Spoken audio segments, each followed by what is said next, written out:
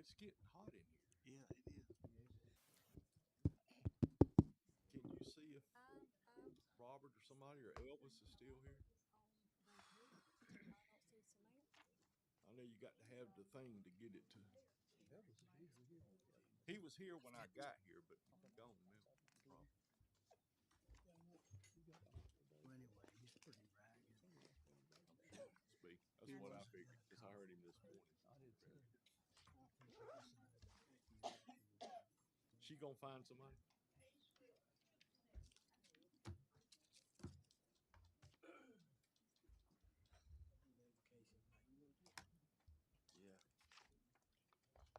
Yeah, it was cool in here earlier. I wonder if it's on a timer That's what I'm thinking. and it's timed out because it's 5. All right, at 6 o'clock, I'll call this Monday, July 7th, 2025 meeting of the Scotland County Board of Commissioners to order. We'll start off with the invocation. Commissioner Williams. We'll bow your heads. Merciful, grateful Father, give you all the honor and the praise, Lord. We ask you to continue to touch our hearts and our minds. We ask you to continue to make this world, Scotland County, the city of Longburg, and the state of North Carolina the best it can be, Lord. We're living in some troubled times right now, but we know that you still sit on that throne and that you will guide us towards your light. Lord, I ask you to touch our hearts and our minds tonight as we make decisions that's going to affect the citizens of Scotland County. Let us make the right decisions going forward, and we hope that those decisions are pleasing to you. In your name we pray. Amen. Amen. All right, we'll stand for the Pledge of Allegiance. I pledge allegiance to the flag of the United States of America, to the republic for which it stands, one nation, under God, indivisible, with liberty and justice for all.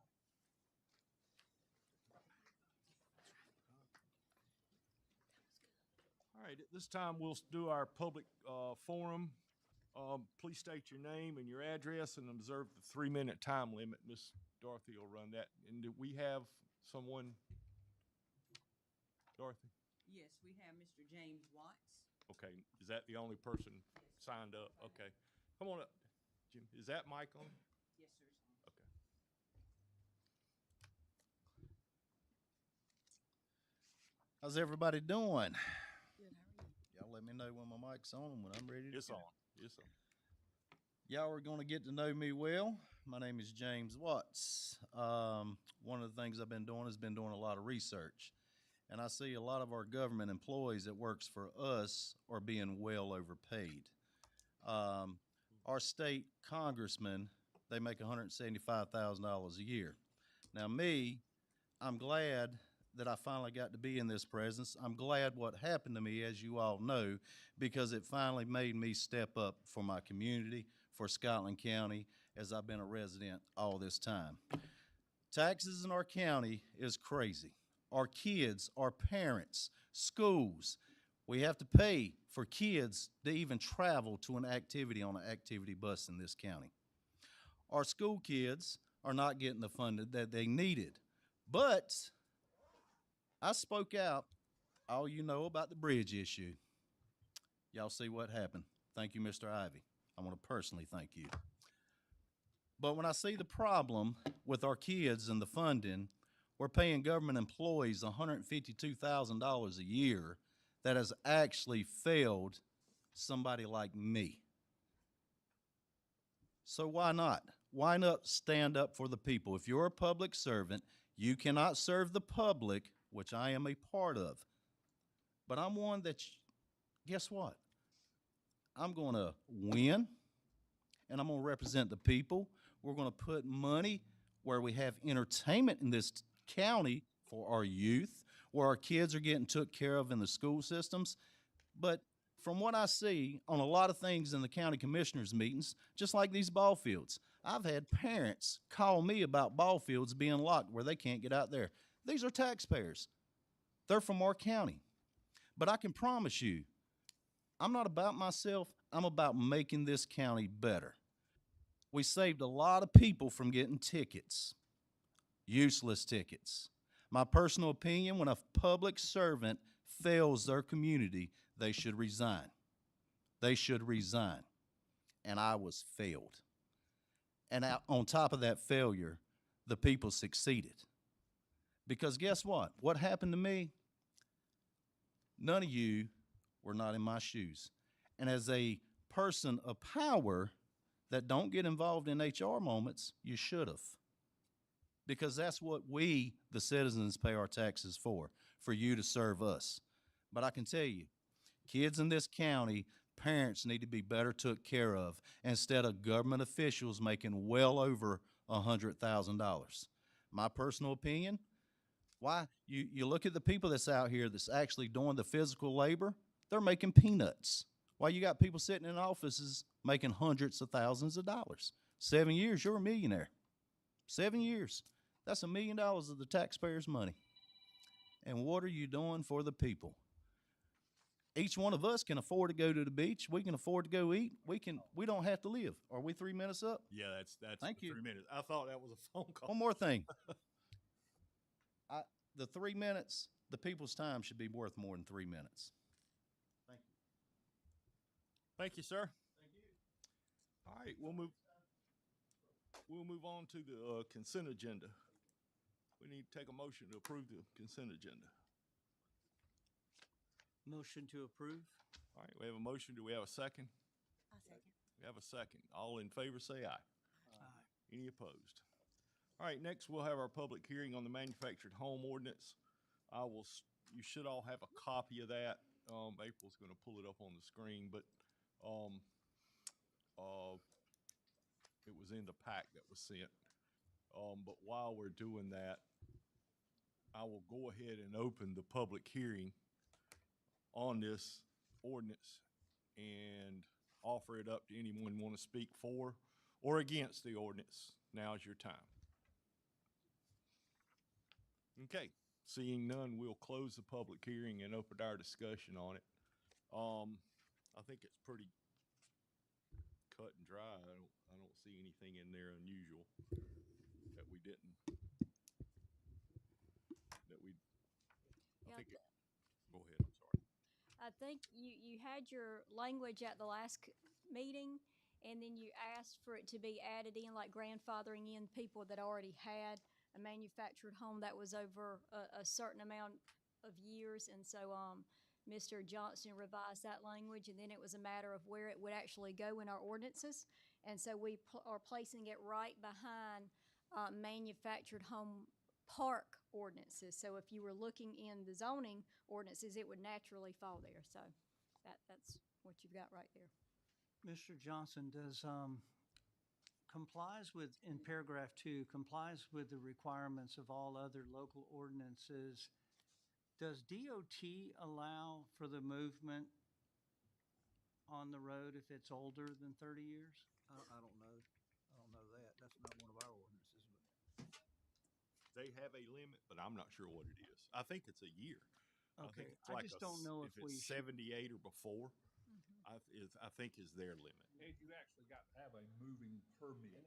Right. we don't have the authority to override a state reg. No, anyway. This not is at in all. addition to But that. I'm thinking there's really 2 things that they have to comply with, is both the DOT and the local ordinance. I just wasn't sure. That's my only concern, is someone who's living in a home that's forced to move, that they be able. So it sounds like the way we've written this is that we will provide no obstacle to that. Right. Yeah. The state may, in their rules, Yeah. but we are not. Yeah, there may be other requirements that the state imposes that we don't control. Okay. Control rather than limit, Yeah, as long as which way they go with it. we don't block it, Right. I'm satisfied. I think they do have. I think in 78 sticks in my mind for some reason as being the year. If it's before that, they won't let you. The state won't let you on a state highway. Yeah. Now, moving it down a dirt road or whatever from one lot to another is a different Or story. on a but- trailer. With permit is what you got to have from the state. Yeah. But it ain't got nothing to do with the year, but it's just got the width and the height. You got to get that kind And of. roadworthy, I guess. Yeah. And they tell you the road you got to be on. Okay, I'm satisfied. Thank you. Any other questions, discussion? All All right, with that, this is an ordinance, so we have to have a, A motion. we have to have a motion, and, do we have a motion for this? Motion to approve. We have a motion, do we have a second? I'll second. We got a second. Any other discussion? All in favor, say aye. Aye. Any opposed? All right, hearing none, that ordinance does pass, because that has to be unanimous, right? Well, it is, On the first reading, yeah, but it is, okay. All right. BEC Youth Reentry Program, Ophelia Ray and Angela McFadden, is that right?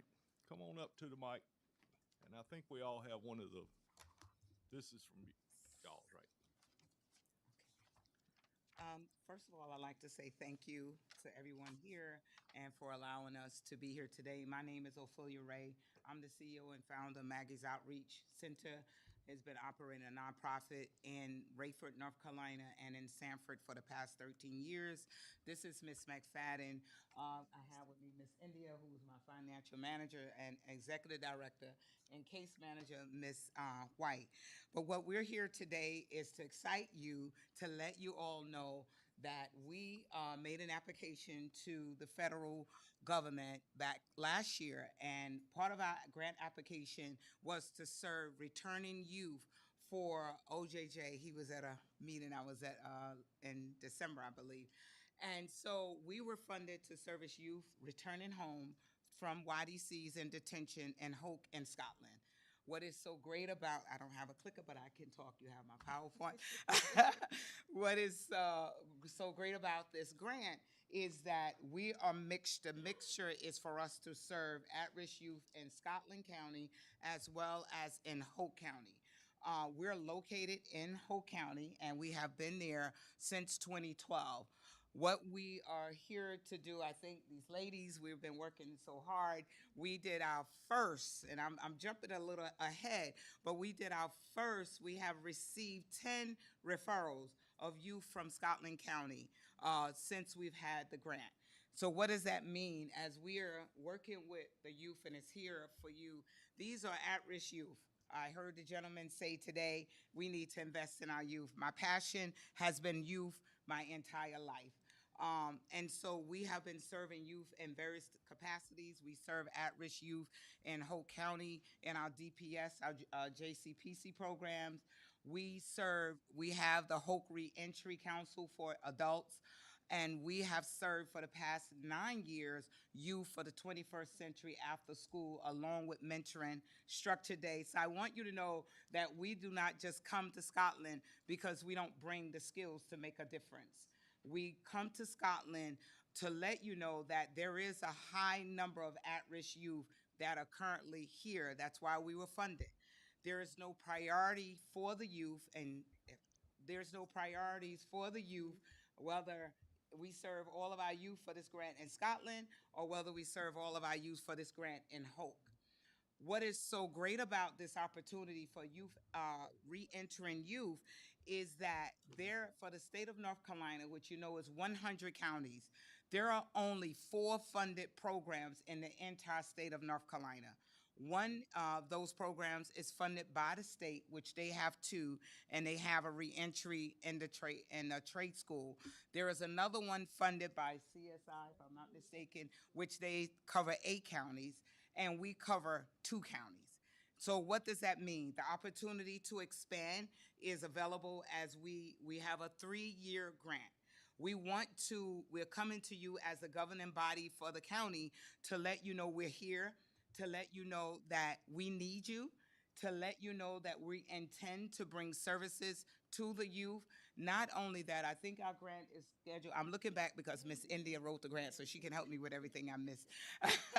So we have the opportunity to serve the youth from ages 13 to 17. These are youth who, again, they must have gone into detention. What does that look like? Everybody do not have to spend their life in detention. They do not have to spend their life in YDC. We will serve them. I think 2 of the referrals that we have are youth who are currently in the YDC. So once we get the referral, we know they're from your county, we start servicing them while they're in the YDC. So We currently have to, wherever they are, we make those connections. What does that mean? So what it means to you is that now you have another opportunity. The goals for us are some of these individuals who are in the YDCs or in detention are not, if you could go to the slide that said goals and objectives, it would be great. Right. So we're going to provide resources for the youth and families. We can't change the dynamics of the youth without touching their families. So a huge part of this opportunity touches the family. We bring the families in, we find out what the family needs, we offer the family resources, and we do engagements. We do engagements with the families, we have activities, we engage them with different things. There could be a youth who says, I don't want to go back home. We are responsible for finding them housing, finding them. So no one wants to rent to a youth that's 17. I got it. I have that problem every day. So it is not our intent to put them somewhere, to keep them in out-of-home and placement, but it's our intent to build families, to build homes, to build relationships that will put them back into their homes. And our program and our service intends to do that and empower changes. A lot of times, when the youth are suspended and go into YDC or detention, some of them are permanently suspended from school. So they do not get their GEDs. They are not obtaining their academics. So we have GED program. We're licensed with the state of Charlotte to provide GED training, essential skills. And what's so great, they're like, oh, they do everything. Yes, we have a trade school that's a part of the grant. You will see that. They have the opportunity through this program also to become skilled.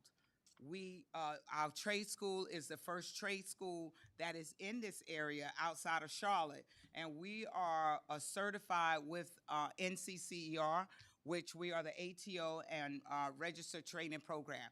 We bring those services to these youth from this county.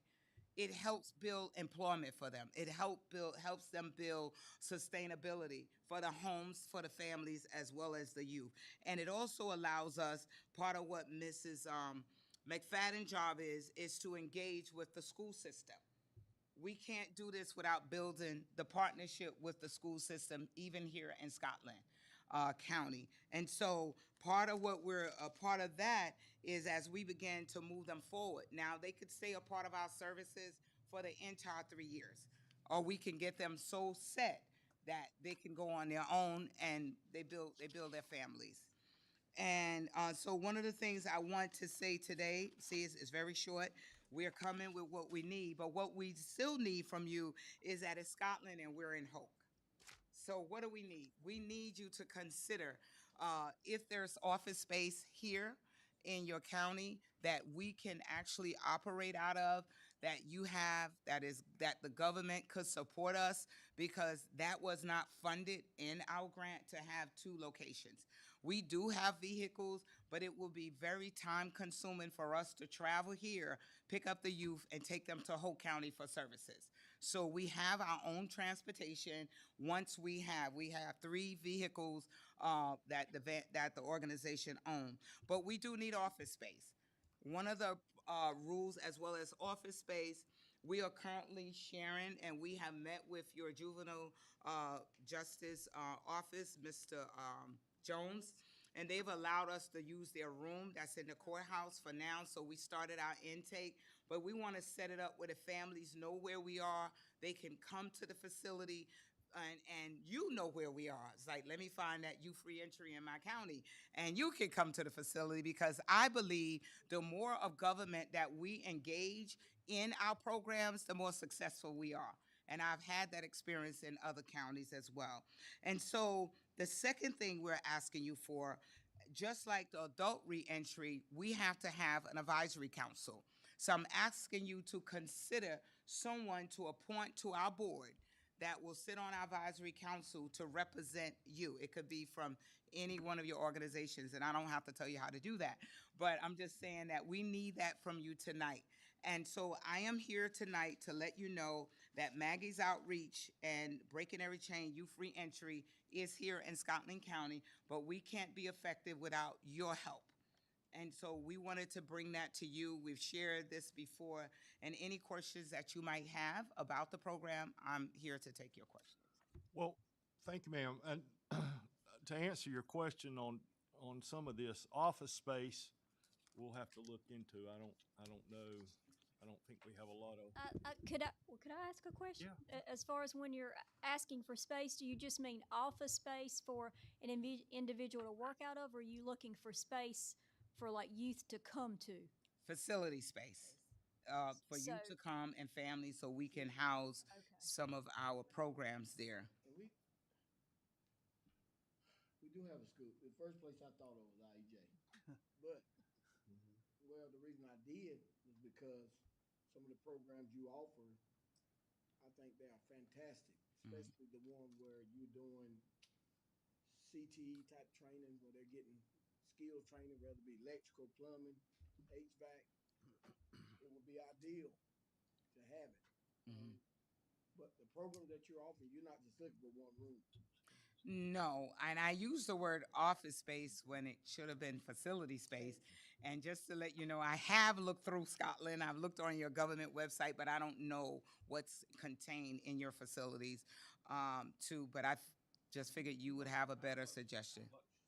That's what I was, in a perfect world, 2,500 square feet. 200 square feet? No, 25. You need space for, 2,500 square. well, I thought she said 200 staff- too. I was like, No, 1,500,000, where you could have a facility that we can actually put desk and computers, things that they need. They're not gonna do the CTE training or No, they will. No, they will. there. No, I don't know where the space is. We do have a lab in Rayford. We have 2 shops. So Now, this room is about 3,000, I'm gonna say, square feet, something like this room. yeah. The reason I said, what size is Hope County? Well, Hope County has a trade school and we have 2 labs. We have 45. We have 2 1,800 square feet plus a 1,500 square feet facility. Is it on the campus, the high school? We're separate from the high school. We have our own trade school. Got you, but is it on Hope County High School? No, we're on a facility. Yes. We have a shop where we have our own instructors. They are certified instructors. They're journeymen for 20, 30 years of experience. They're not at Hope County High School. We are a trade school. Did they provide that for you? No one provided this for us. This is the nonprofit. okay. And as you can far- as just far find as us, in- I'm sorry, our trade school website is www.rtstradetechacademy.org. That is the trade school website. Read that.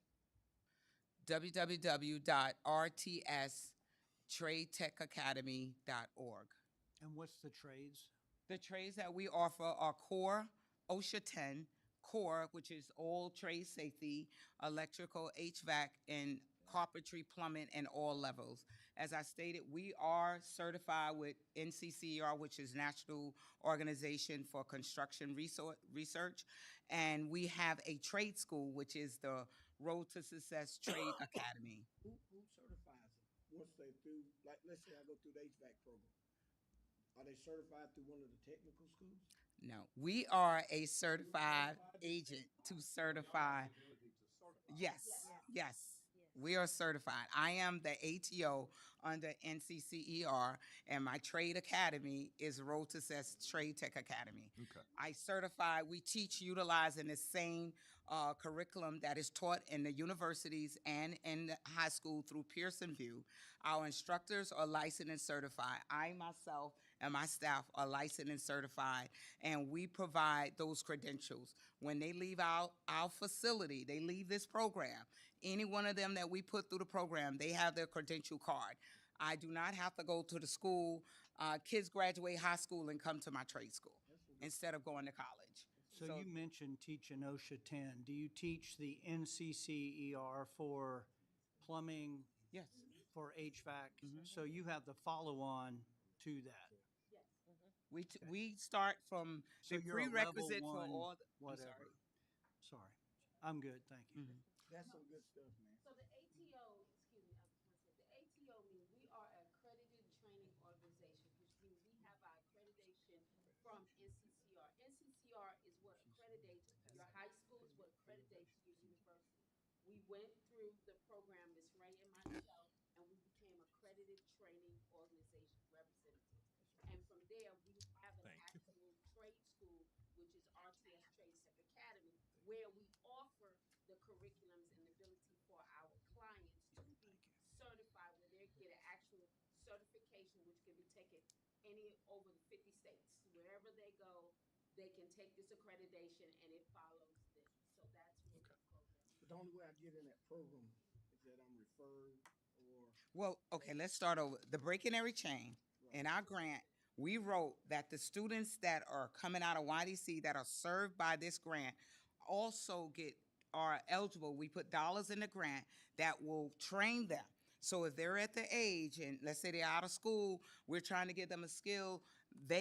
Those students in this program, in the breaking every chain, does not have to be, they were already referred. We give them that. But if you have a student from somewhere else that you want to come into the program, like for instance, we have WRA. We are certified with NC Commerce to fund students through WRA to come to our program that they will pay for as long as they're receiving credentials. We are working now, finalizing, because we have been operating for a year. And so with that, NC Commerce will allow us to take student loans, veteran dollars, if you know someone outside the spectrum of this grant. And so all of our grants, what we've done is include the opportunity to skill trade youth through these dollars. So how many students have you had to graduate from this program? This program currently is about to graduate. We've had 10 students to graduate from OSHA and CORE, and we are finishing up our first HVAC class in about 3 weeks in level 1. How many students is in that? That is the same ones that had to take they had to take the prerequisite before and that's part of NCCR. So they have to take the course. We started last year in April. So they had to take their OSHA 10, they had to take their prerequisite in CORE, and then they started their HVAC. And so this summer, we're also running that. So what do they get? They have already received, many of them already have 4 credentials. And That's how many? all 10. Yeah. If that's level 1, they could we can teach through level 3, but within all the modules, there are other certifications. We help them build their portfolio along with their resume. We host job fairs. I'm also a member of the Fayetteville Chamber, and we have a program in Cumberland as well, and we're members of that. So the Chamber has these employers who we already know that we can put our hands on to help hire. Some of the employers are offering us to bring them into their facility to become interns or apprenticeships. So there's a great opportunity once we put our hands on the youth. And we have worked with the JCPC, the court counselors in this county, and I want you to know they have filtered 10 youth to us already. So that's really great, whereas we haven't gotten but 1 in Hope County. So that means that they have a need and they care about the children, so they want to make sure that they get the services that they need. So I can definitely echo and let you know we are already touching ground here in your county. So would your grant allow those 2 individuals you talked about who are from Scotland County? They offer CORE and OSHA 10 at RCC at the campus here near downtown Laurinburg. Would your grant fund those 2 individuals to attend HVAC there instead of perhaps going to Rayford? Why would I want to do that? No. Fair question. I mean, That's a good answer. What I'm saying to you is my grant is written for them to attend the RTU. And again, as I stated, we have transportation. sorry, I was thinking about the 2 individuals. That's fine. Because, I mean, they probably don't have, they may or may not have transportation. And a lot of times that becomes the long pole in the tent when you're going to class 20-some miles away, at a time. So I just wonder, if there's still an opportunity to help as part of your service. Obviously, there's things that you do that RCC would not. So let me explain to you the difference in the community colleges, and that the community colleges do offer, and they are also certified by NC Commerce or with the same profile. We also have a provider's ID, and if you will, with the lack of better words, it becomes a competition. In order to grant fund and send our dollars to these institutions, we will have to have a partnership. They will not go into partnership with a nonprofit when they are already the higher education institution. So that's the easiest way I can answer that. And I think there's a difference, Ed. She's dealing with troubled youth. That's in YD. Yeah. YDC and These detention. felons. And they're gonna deal with them more than just the trade, piece. right. The trade piece is a bonus. Mm-hmm. You're redirecting. The reason I know because I was at the meeting. Mm-hmm. You're helping these kids with more than just a trade. You're dealing with some of the personal fences that they have to climb over. So Exactly. I don't know if our CC would be equipped to deal with the behavior part. They may be dealing with someone. Yeah, my question wasn't around the behavior part. It was just around the mechanics of, I want to ask her, do y'all provide transportation?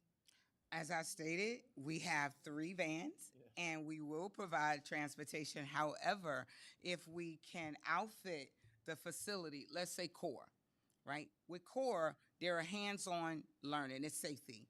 We have all of the equipment for the performances that goes with the safety modules, which much of it is easy to transport. Our instructors know what they need. They can provide that and they can move that. If we had a facility where once we got to the HVAC, now our HVAC lab, I can't move HVAC machine, so I'm gonna have to bring them. So we offer that on a Saturday. We offer that for these students on a Saturday, and it's for not all of them are eligible. Some of them we need to get back to grade school. Some of them we got to get back through getting their education. So every child is not eligible, will not qualify for this because they have other goals that we have to achieve along the way. When we meet with their families initially, we set those goals. When we go into the detention center and the YDC, we all set those goals. What's going to happen when they come home? So we set the 2 years out or the 18-month out goals. And some of these activities, we began to go back into the YDC and help ensure that they are able to come home and they're meeting their goals. The schools are in the YDC, and if the schools aren't in the YDC, then we have to provide that educational piece as well.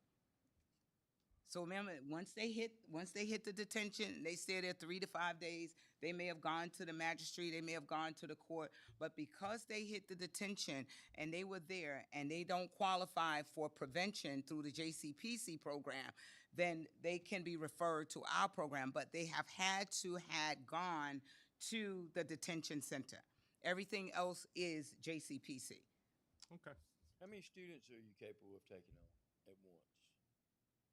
I'm capable of taking whatever is referred to us.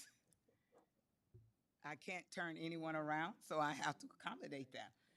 Okay? Facility, but we in the molding stage. I'm sorry? We have a facility for you, but we in the molding stages. You're in the mobile? I.E. Johnson. Okay. We in molding it. Oh, okay, got you. That would be the ideal location. It really would be.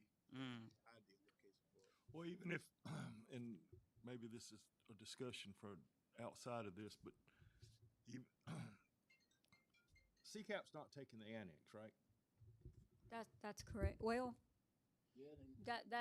they once they found out what the cost would take to bring it up to code and to be able to use the annex, then they said they couldn't do that. But I'm just throwing. So I think that's right. But I don't know. Okay. You know, when we estimated what would it take to bring the annex up to code, that was about $1 million. Won't be ideal if you can write that grant. Well, so the point of that is we'll have to do some looking on space. But if you would get with Ms. Tyson about this appointing someone on the council, and I think we probably need to put that in our advertisement, Dorothy, on the site, and let somebody apply for that, and then we can if you need us to approve it, then that's, Okay. I guess, is what you're asking. Well, as far as a county appointment, then we will need you to approve Okay. it. I think she wants a county commissioner over It would be great, but if you have someone that represents, it's, when you have, Well, how often do you meet? it will be monthly. Will be monthly. We're Right. starting this. We're starting. We're gathering. The council will be made up of both Hoke and Scotland, and we have had appointments. We do have county commissioners on our adult board. Are you meeting in Hope County or are you splitting it? It depends. I plan, well, we talked about it. We really did, that we would alternate when we can, if it's a problem, you know, logistically with everyone's schedule. But think about it, we're bringing the youth. The youth voices have to be heard in this council. Because we all can say what they want, but the goal of this is to hear their voices and see what they need. What can they use, what can they provide that would help them eliminate recidivism, which means we're going to look at the things they need in these counties to change the trajectory of what is causing them to constantly go back and to be in detention, or what got them there. We can all say it's gangs, we could all say it's families, we could all say it's low income, we can all say it's poverty, but we don't know what these problems are. And in my experience, I get better results when I have the youth talking. And so we definitely want to bring some youth on. I don't know all of your government agencies, but if you have youth-friendly organizations, your social service, Similar to JCPC, they normally get a okay. student. So I take that as you're volunteering? No, you're not. Who else heard that in the room? That's what I heard. That's what I heard. I heard that you hear me. Y'all meet during the day or night or? Sorry. When do you meet? What day of?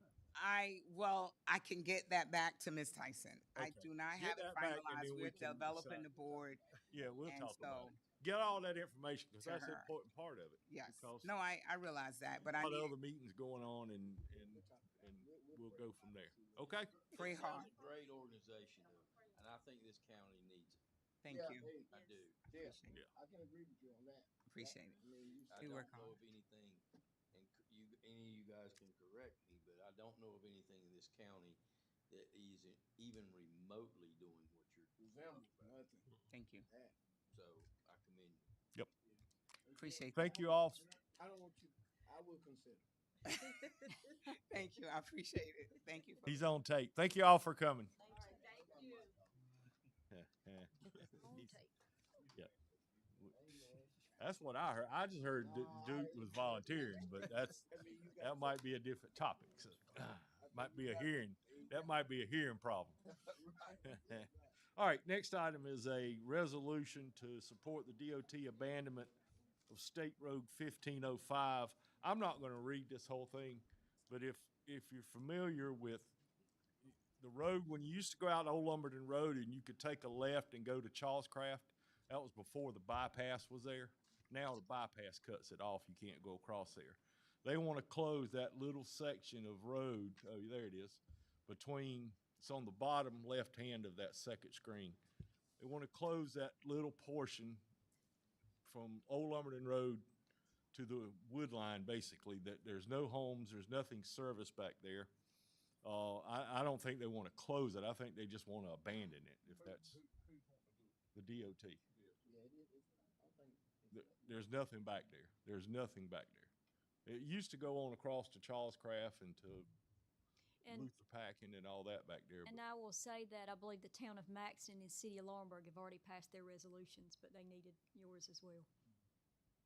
Have you looked into who the property owners are?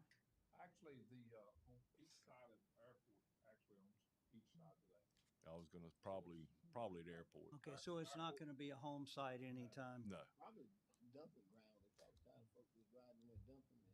Or yeah, I don't take it as they want to close it. I just think they want to quit maintaining it. So, It looks like it's not more than a quarter of a mile. it's not. It's not that far. It's not even a quarter of a mile. To Charlescraft. Yeah, until they built the bypass. Well, you can see where it went across there, but it's not a quarter of a mile.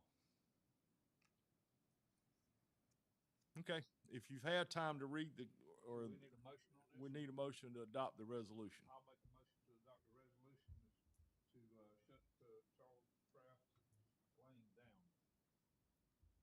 Okay, do we have a second? We got a motion and a second. Any other questions? All in favor say aye. Aye. Any opposed? All right. Next item is 2026 opioid resolution.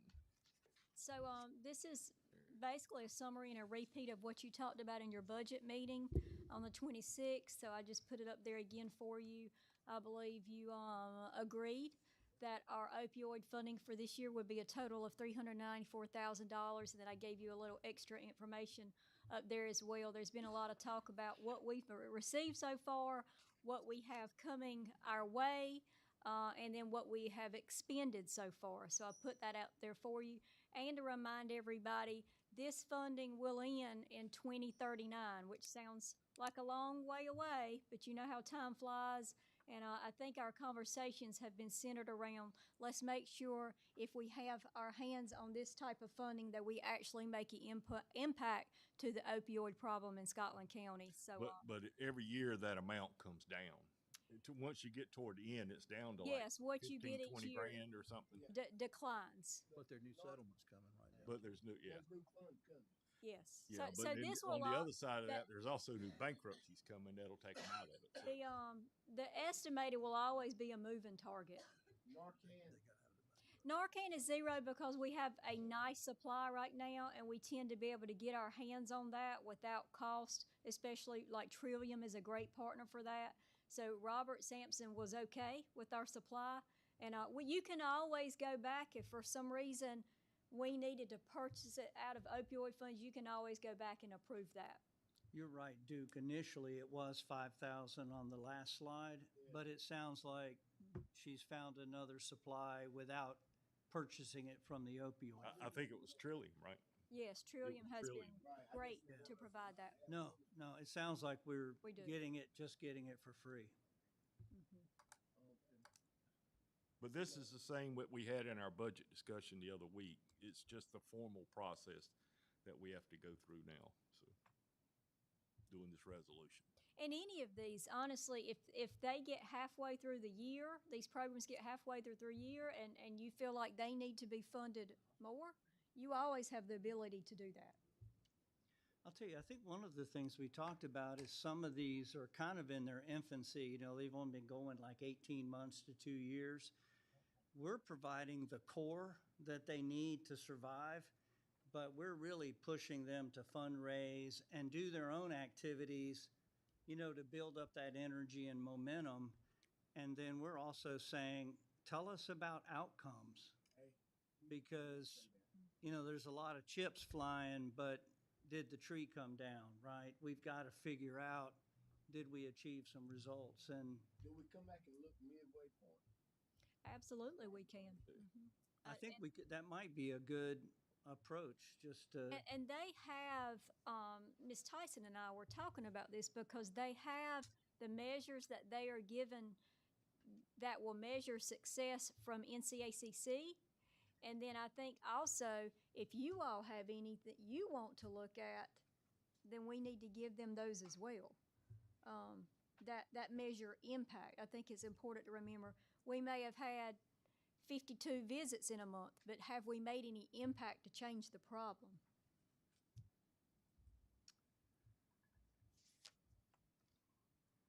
Okay, so we need a motion for this resolution.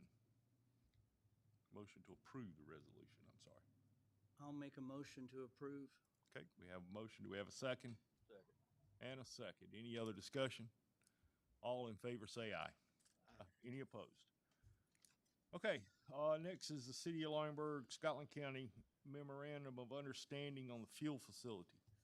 Okay, so I was approached by the City of Laurinburg to have an official memorandum of understanding with, for the fuel facility, for lack of better words. We share, as you'd say, or we use their fuel facility, and they are looking for some type of more formal agreement than we have in place now. We really don't have an agreement in place now. What did we do in the past? Just pay per gallon? So yes, and some of what's in the agreement, we were able to find minutes from city meetings, and commissioner meetings from years ago where they put some of those processes in place, so it's not like we haven't been working under anything. But you are correct, there's several things in there that, we share part of the cost of capital improvements. They are able to bill each department in the county for the fuel that is used or gotten out of the facility. And so that is how we've been operating. I guess when you bring up capital improvement, let's say for instance, they want to improve the pumps. Do each department put in their line items for that particular? So that would be up for, Beth and her team to decide how would Scotland County find our part of the funding? And will we charge it to the departments that use it, or would, we just find it out of general fund? Here's my question to that, because the second page, the first item on there, talks about us sharing equally in the cost of needed capital improvements. Right. And it says removing existing and end-of-life underground. Is that from the language from before, or is that talking No, about now? I believe that is for now. And I was gonna say, I don't recommend approving this tonight. I recommend letting our attorney review this more and starting some negotiations with the city. If something happened, water get in the tanks, for instance, and you got to dig them up and remove them, capital means the project. Correct. Pull the pumps up, replace the pumps. Well, I mean, if you read this thing, it almost reads like this was cut and paste out of 1997's minutes, because it's talking about things that's been done. Well, And- I believe there may be plans to do some major improvements there. Well, that's my concern is they're gonna hook us on the line for $2 million worth of capital improvement out there. And that would be my question is, do we have a clear process for how you decide what's needed, right? Because if one party wants it, how do we say not so fast? Or maybe let's do it in another sequence.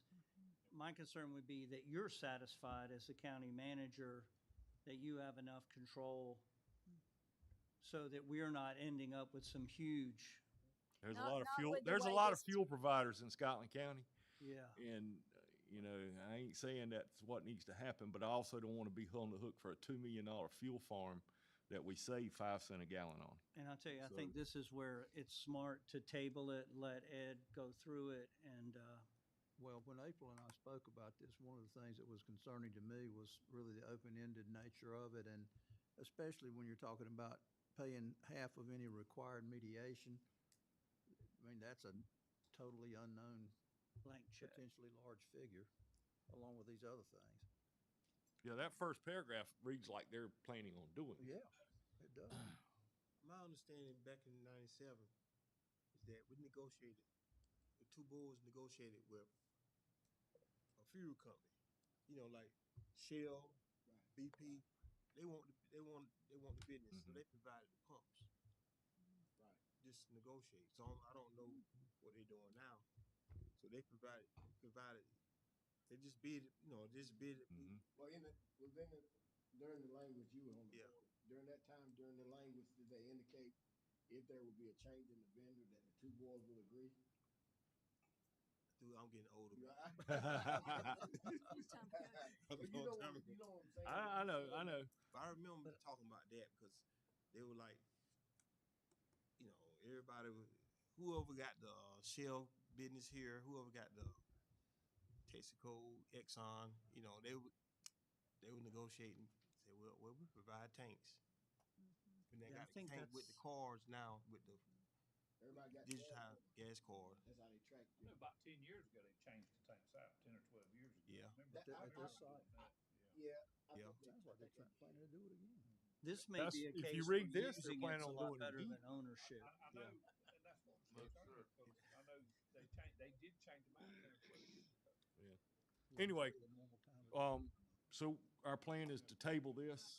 Table this, let Mr. Johnson take a look at it, see what we can do on it, and go from there. Okay? That sound good? So we agreed to table. Yes. Human Services Governance.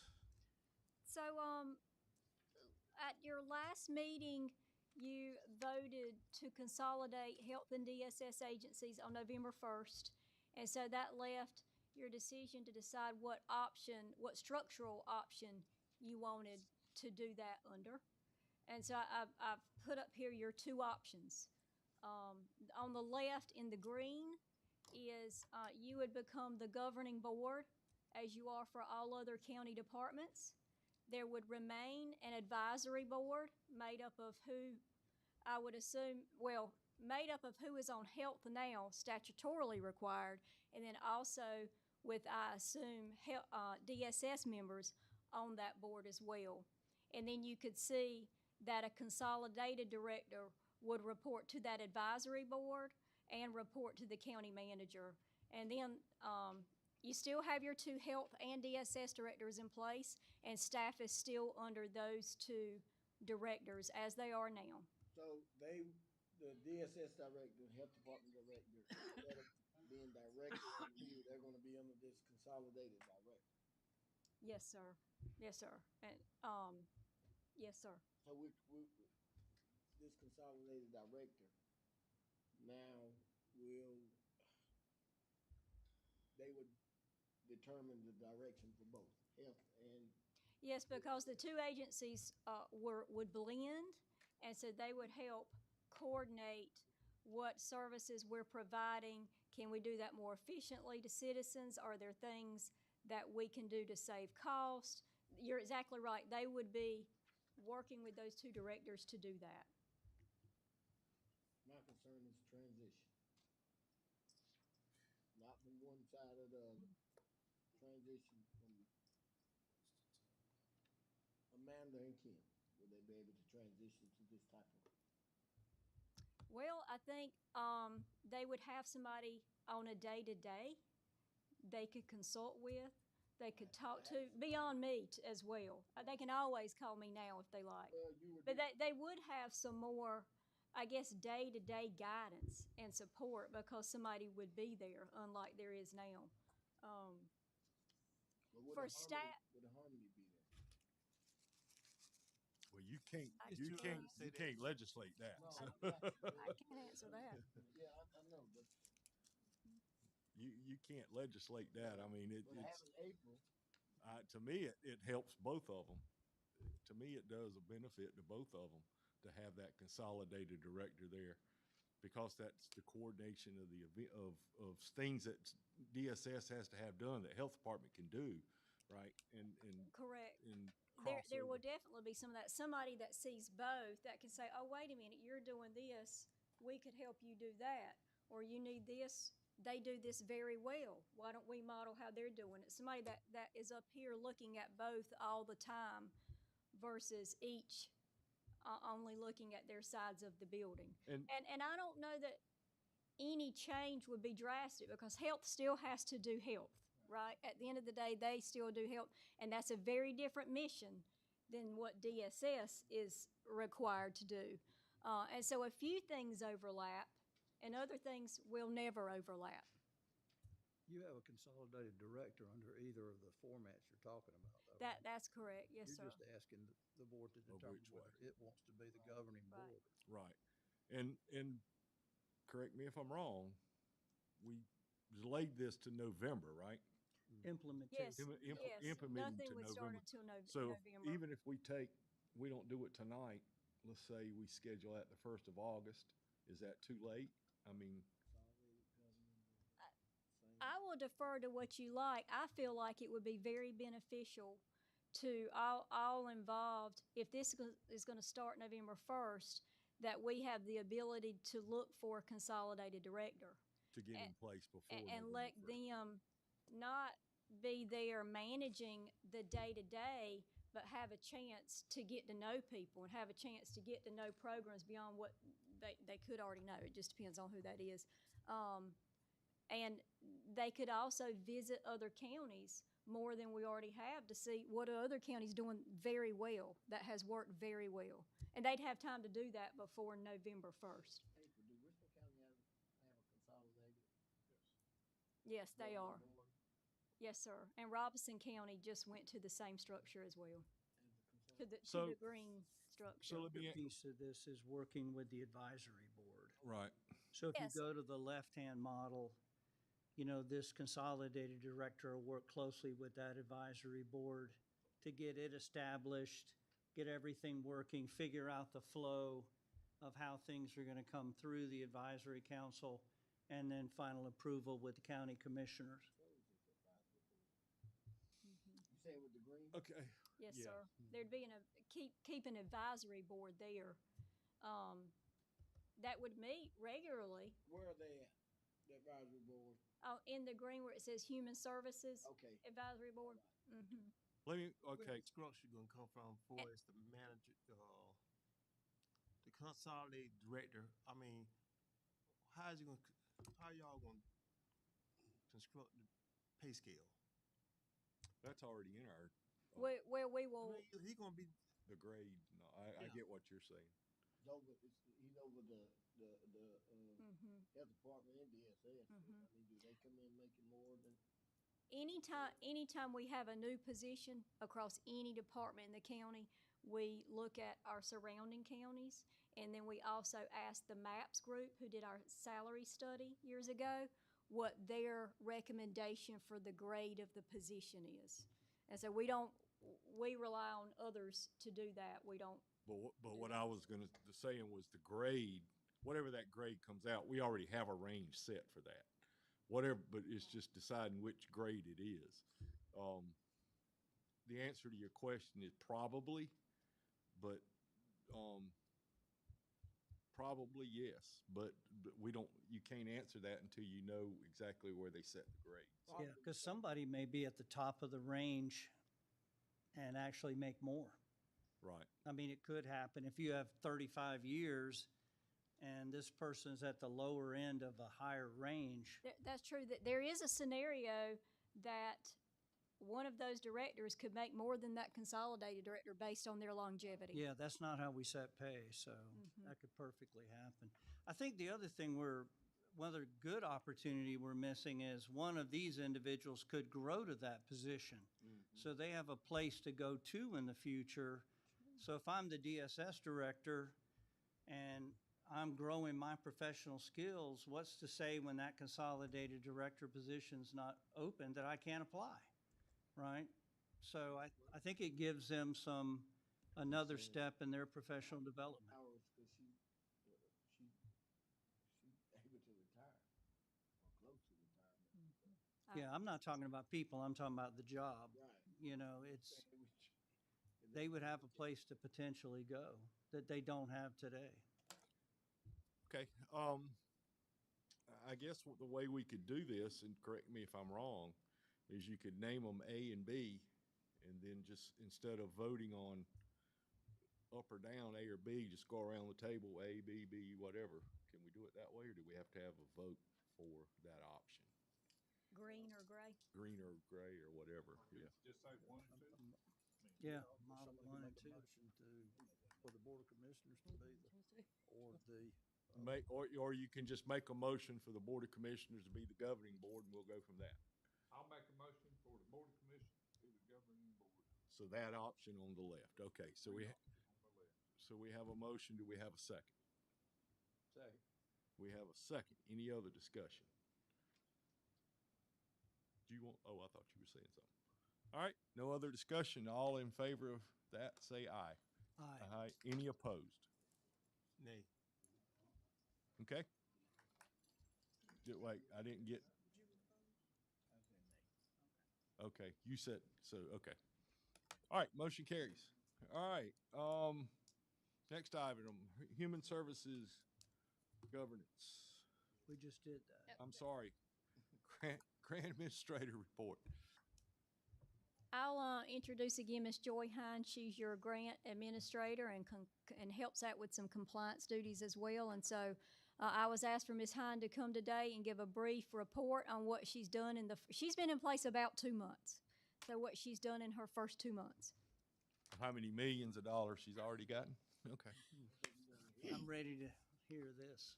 Well, good evening. As Ms. Sneed said, my name is Joy Hine, and I serve as Scotland County's Grant and Compliance Administrator.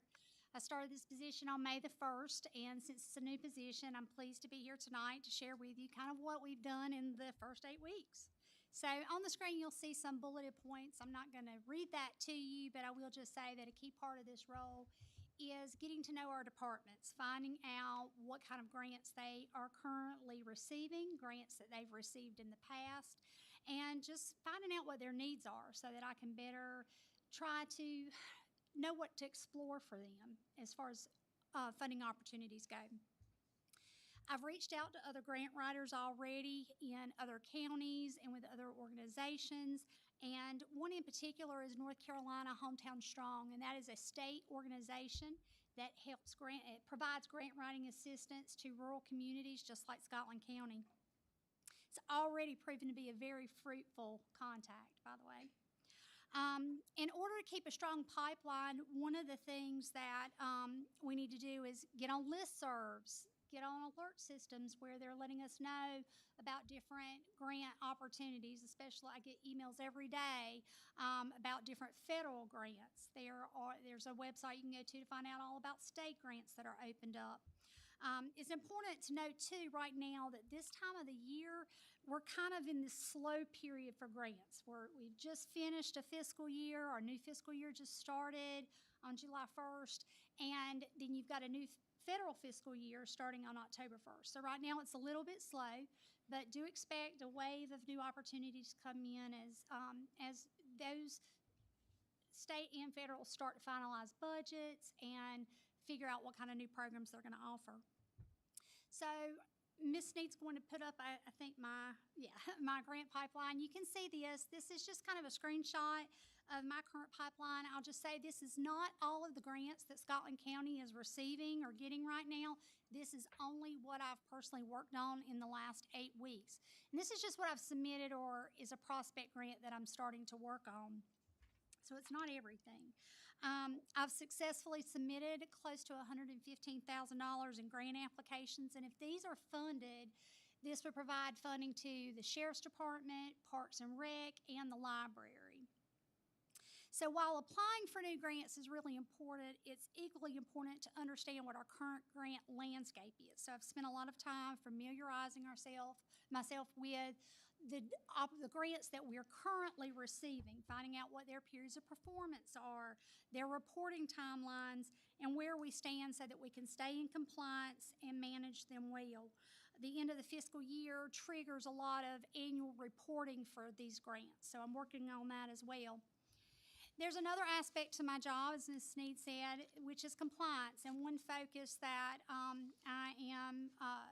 one thing we're doing right now is to look and see how departments are adhering to county policies all across the board.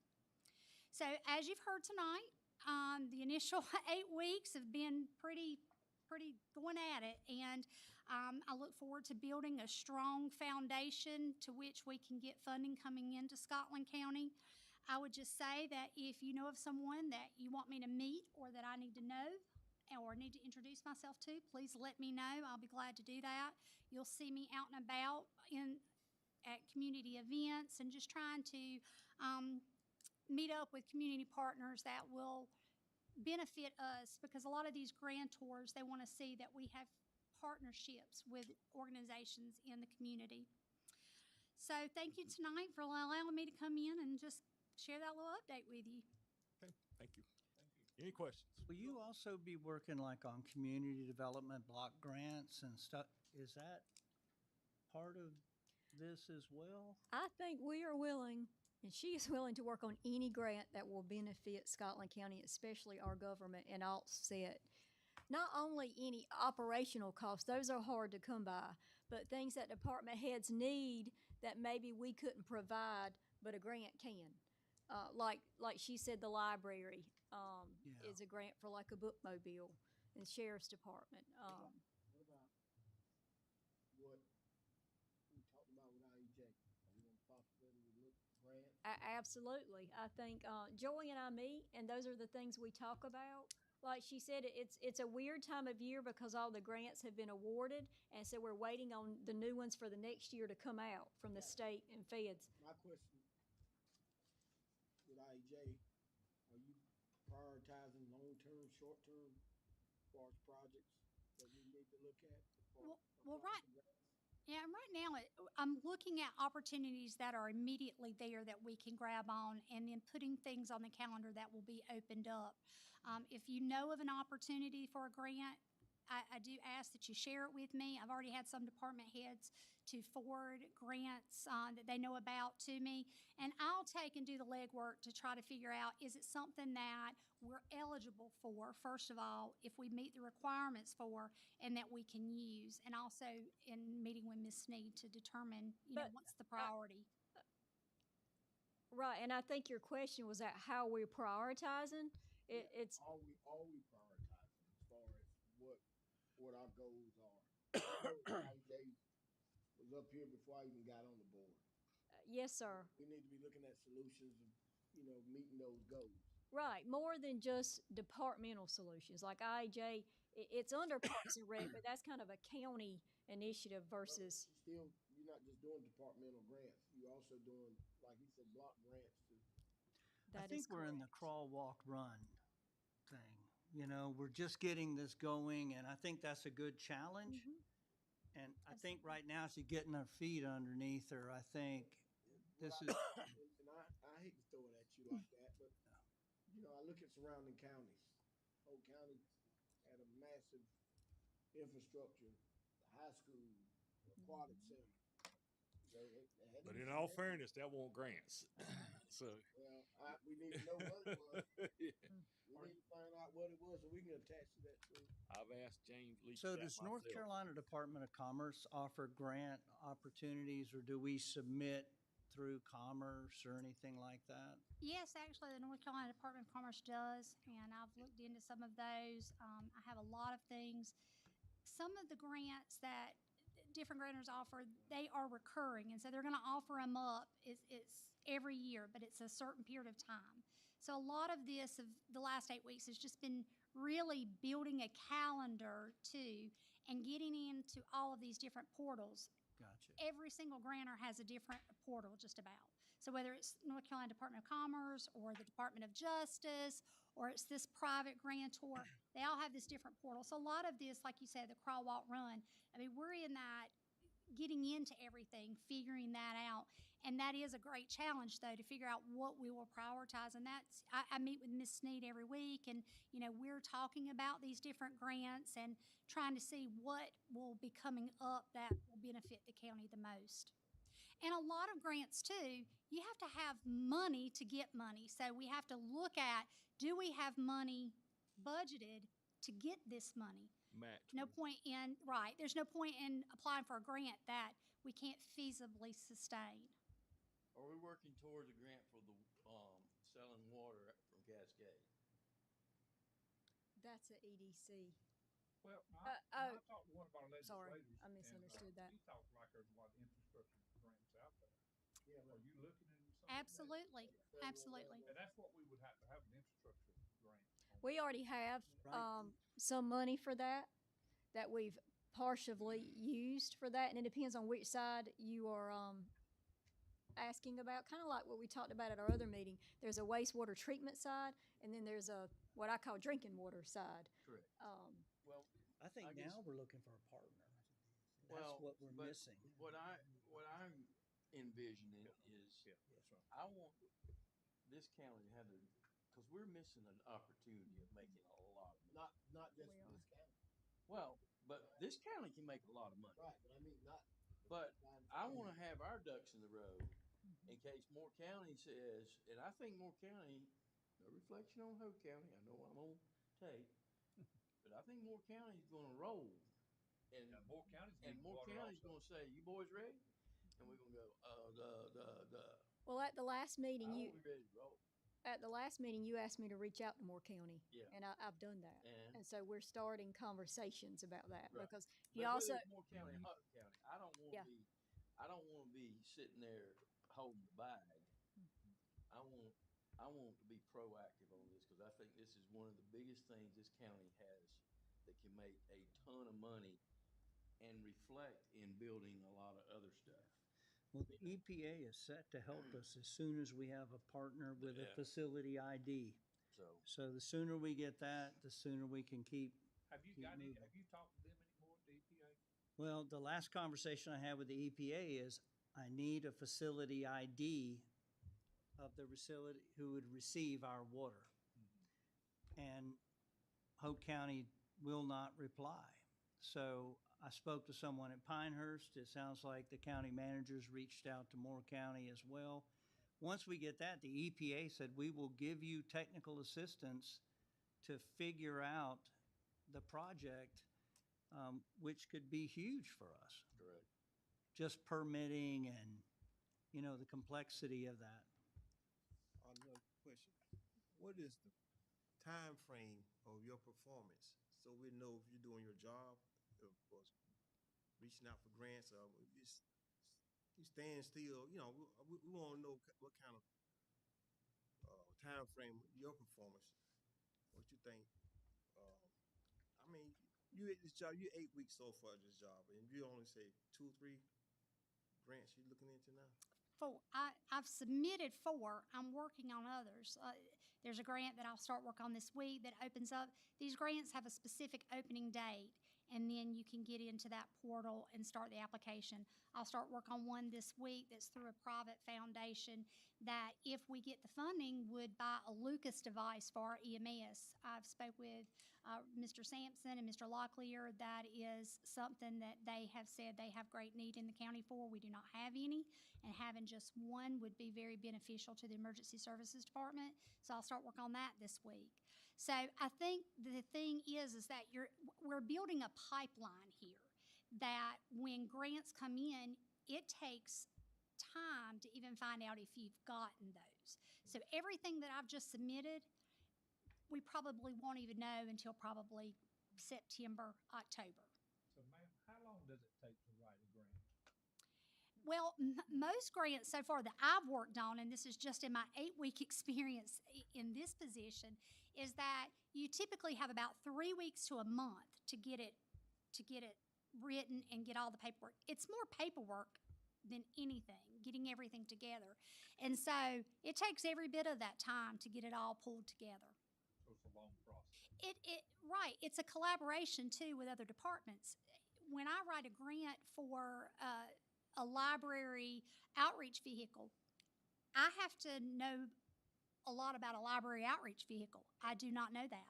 So I'm working with that department head to gain that knowledge. And they're really, I mean, our department heads have been great so far, the ones I've worked with, in getting all this information to me. So they're just as much helping me with providing information so that I can write it. I think a lot of that depends on the grant too. You have some grants that are very complex, and then you have some that are much easier. Well, I guess, you know, we brought up the water Jeff did. I brought up IEJ, maybe we need to get with you, April.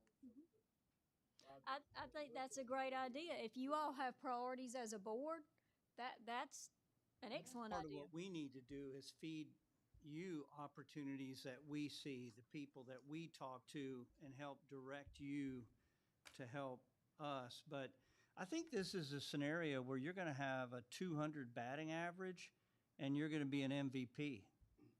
So putting in $1 million worth of grants, if you bring home 20% of that, that's a huge win because it's $200,000 we didn't have before. So I think it's going to take us a little time to figure out what's good. I think you're exactly right. This is a pipeline. Let's get as many grant applications in.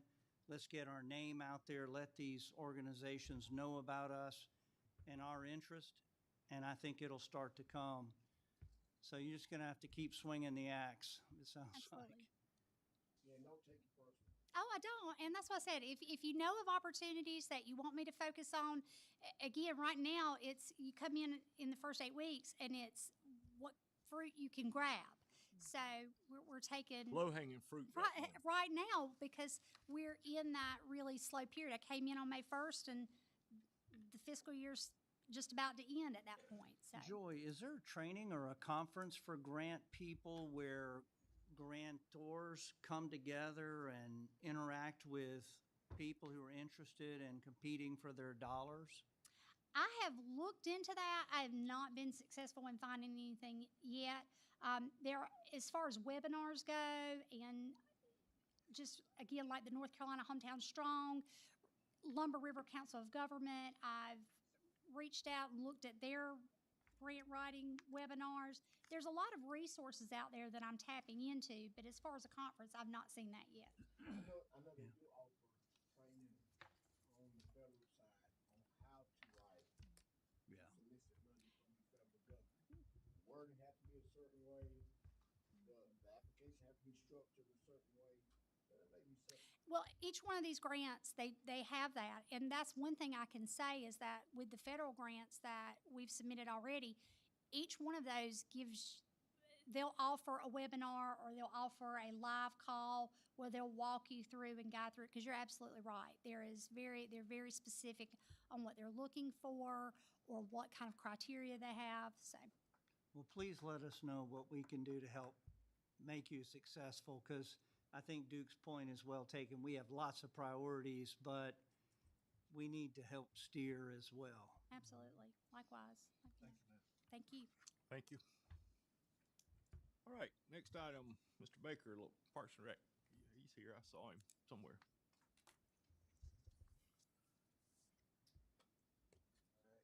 Good evening. For what? You gonna change it? Yeah, I'll do it for you. Sorry. Yeah, I'll scroll through for you. All right, start again. Good evening. So I've been brought up here to bring you the state of recreation. All right, go to the next slide. What we did was we broke down what we have going on with the ball fields, what it takes to prepare the ball field, the restroom materials, staff to clean it, the work hours that we use to prepare for that.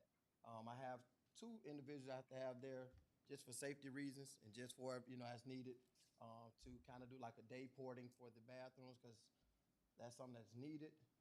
The materials for the field, the chalk and the paint, usually per field is about $25. And the total cost for a one-day tournament per field will be like $331. So go to the next slide. Any questions about that? Go to the next slide. When I think we brought that, or Lawrence put that together when I asked him to, based on your discussion about the fee schedule, and if you want to make a change to the fee schedule. So, I don't know if y'all want to talk about that or let him keep going. No, let him keep going. And Okay. Are you getting lots of interest in hosting tournaments here?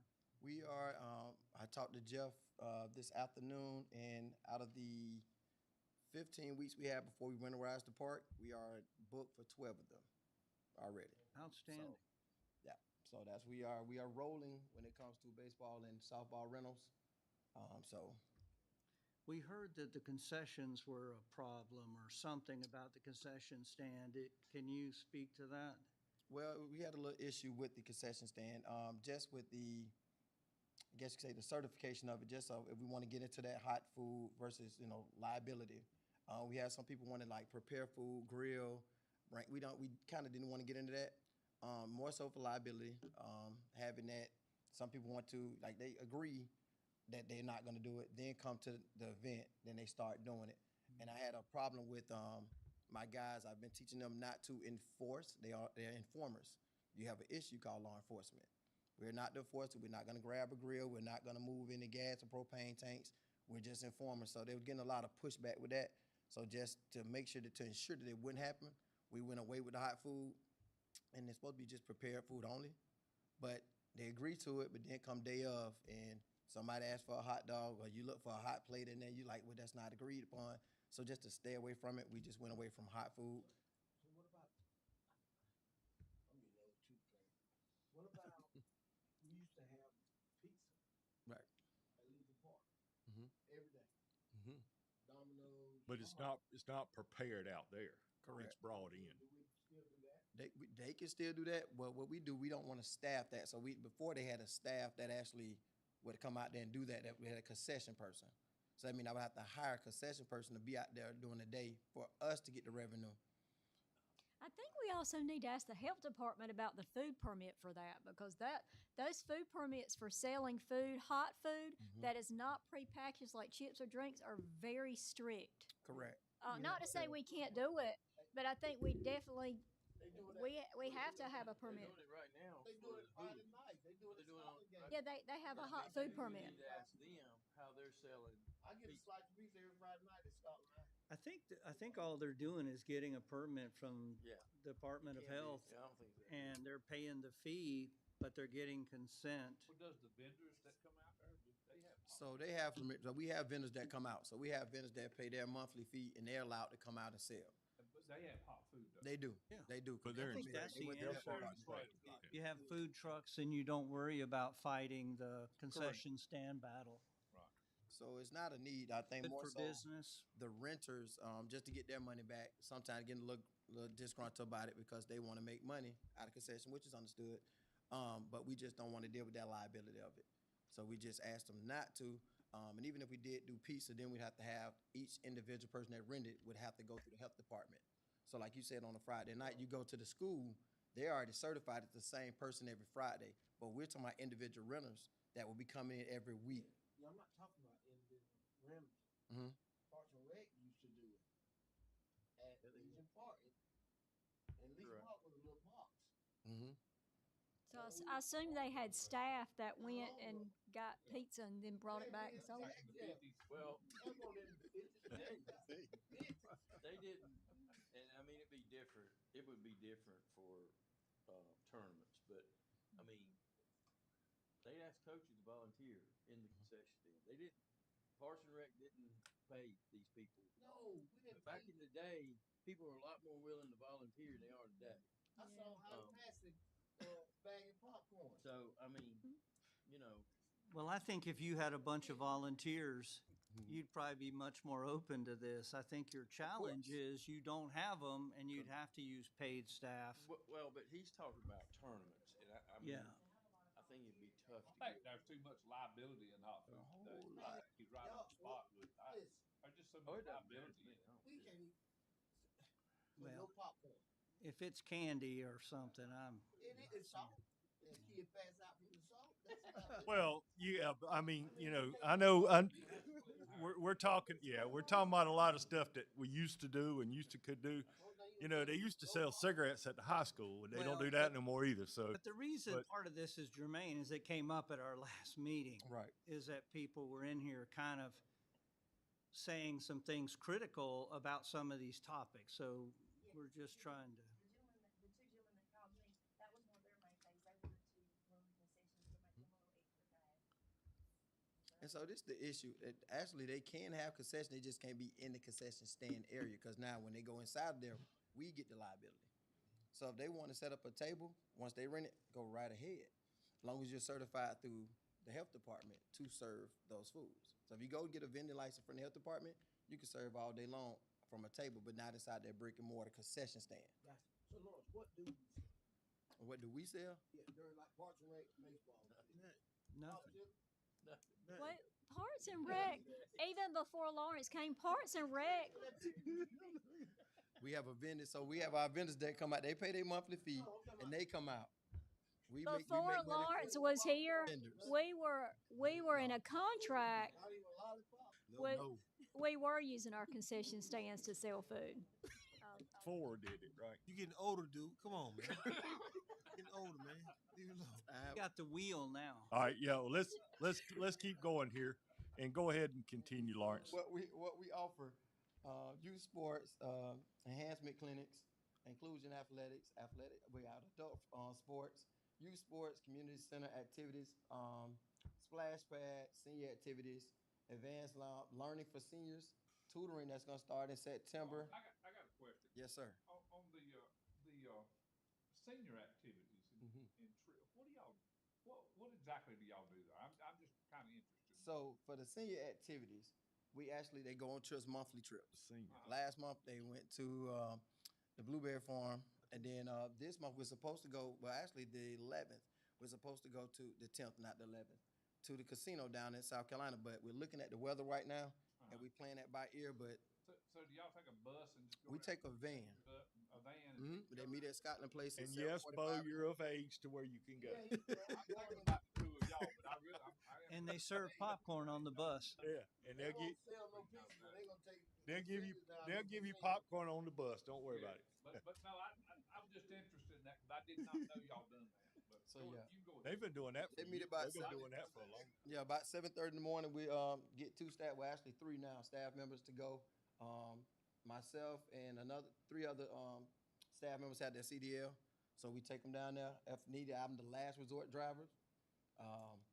But we take them down there and we have a day, we spend a day, we'll be back about 3:30, 4 o'clock. Try to be back for this weekend, probably be casino down in South Carolina, They ain't Myrtle Beach? Myrtle Beach. Oh, the boat. Going Mhm. out on the boat. Okay. So based on the weather, we might not be able to do that.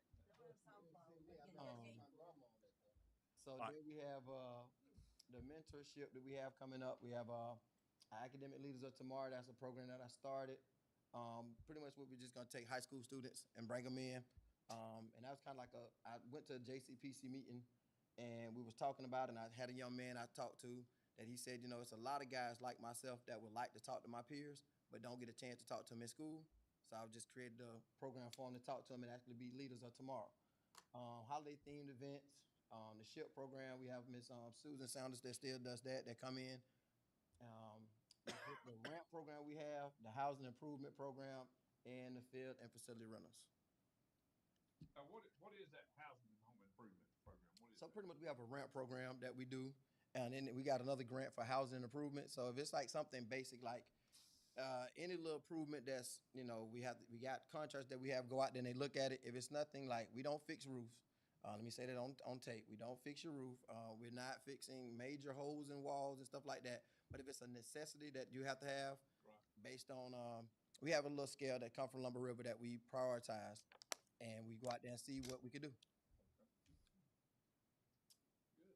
Here's all the sports that we have going on in the months that we participate in those. From girls basketball, boys basketball, indoor soccer, outdoor soccer, t-ball, girls volleyball, baseball, tackle football that we're looking for. And Miss Hines was telling you, we got a grant going out right now that we're looking at right now. We have like 3 of them. I know you asked how many grants she have. I got 3 personally. So that she's looking at just in recreation. So when you say funded, you need equipment. We need equipment. So all the equipment that we had was no good. It was outdated by about 10 years. So we basically are starting from zero. Zero. Okay. Well, Safety are wise. we talking about funding for 6th grade football? 6th grade football. I'm concerned with, are we going back to flag, tackle, our 9, 10, 11, 12? Are we going back to, not 6th grade, that's gonna be the school. Are we going back to a Parks and Rec? What we called, back in the day, we called it midget. Minor and midget. 9, 10 minor.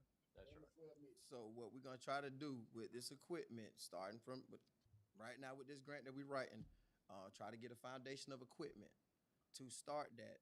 We'll get some of the smaller pads, smaller helmets in preparation, because we're gonna have to do our flag football as a feeder system for our tackle football.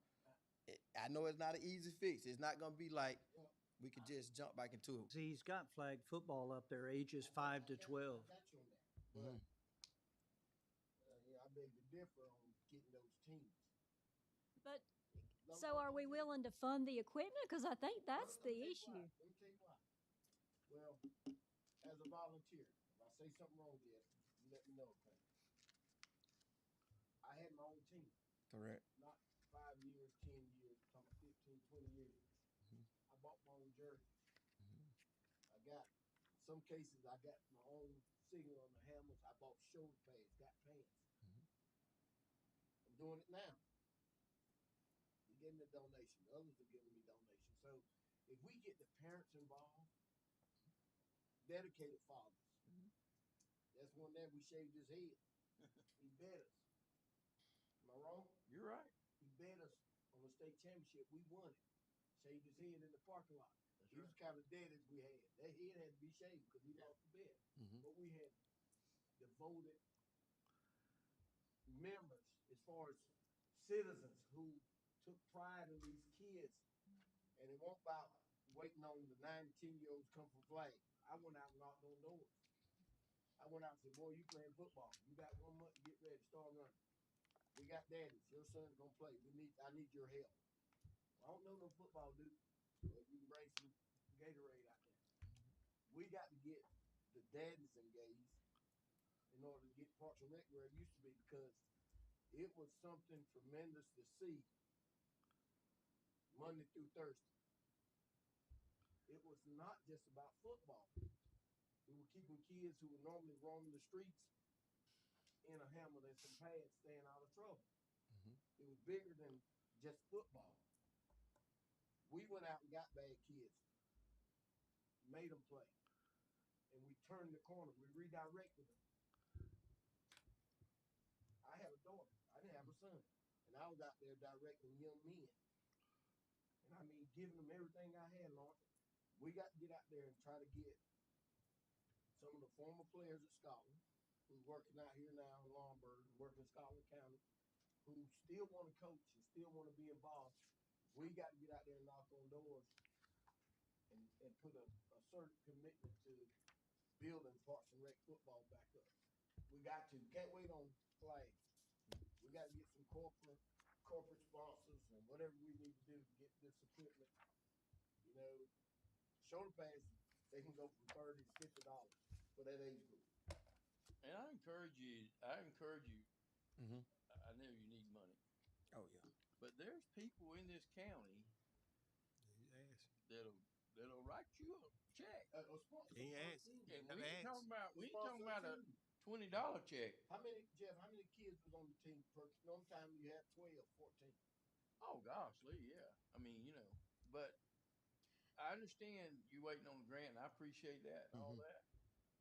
But we can tell you of some folks that I promise you, if you go, they'll write you a check and put you'll be able to outfit this fall 3 or 4 teams. Yeah. Okay. So, I guess. Oh, no, I'm listening. Well, I'm listening. I need to ask a question for clarification for myself, because I've always been under the impression we were not to go out Solicit. and solicit funds. That's what I'm saying. If you're telling us different, Coaches.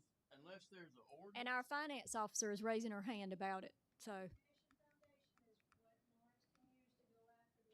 right. But I'm not correct. I'm not talking legally. I was always under the impression we didn't do that. But hey, if we are talking about it now, that's a game You changer. know what? I always run the assumption I'd rather ask for forgiveness than permission. Okay.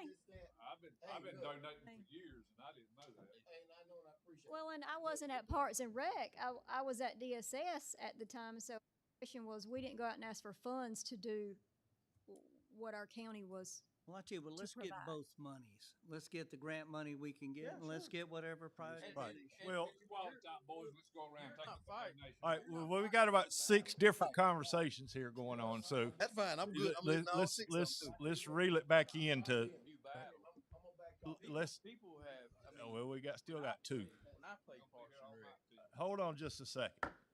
Let's get it back into one at a time. Yeah. And then we'll move on. So go ahead and finish with your. I'm saying you're not fighting a new battle. When Gotcha. I played Parks and Rec, which has been a minute, okay? Parks and Rec, they didn't have a lot of money back then. I mean, my dad coached. He went to people. We need uniforms, and I'm telling you, if there is an ordinance that you can't, there may be. No, I don't think But there is. I know for years, Mhm. the director has gone out, and I know you don't know people here, and Not yet. you need to get with some of us because you can get. I'm not going to say you're going to be able to outfit a 10 team, but you can get. I guarantee you, At least 4. At least 4 to 6. Yeah. Send them Exactly. to Lawrence. That's Exactly. Send them to Lawrence. And I'm telling Okay. you, the coaches themselves will go out and solicit. Oh yeah, I To did. get uniforms and pay. I'm telling you.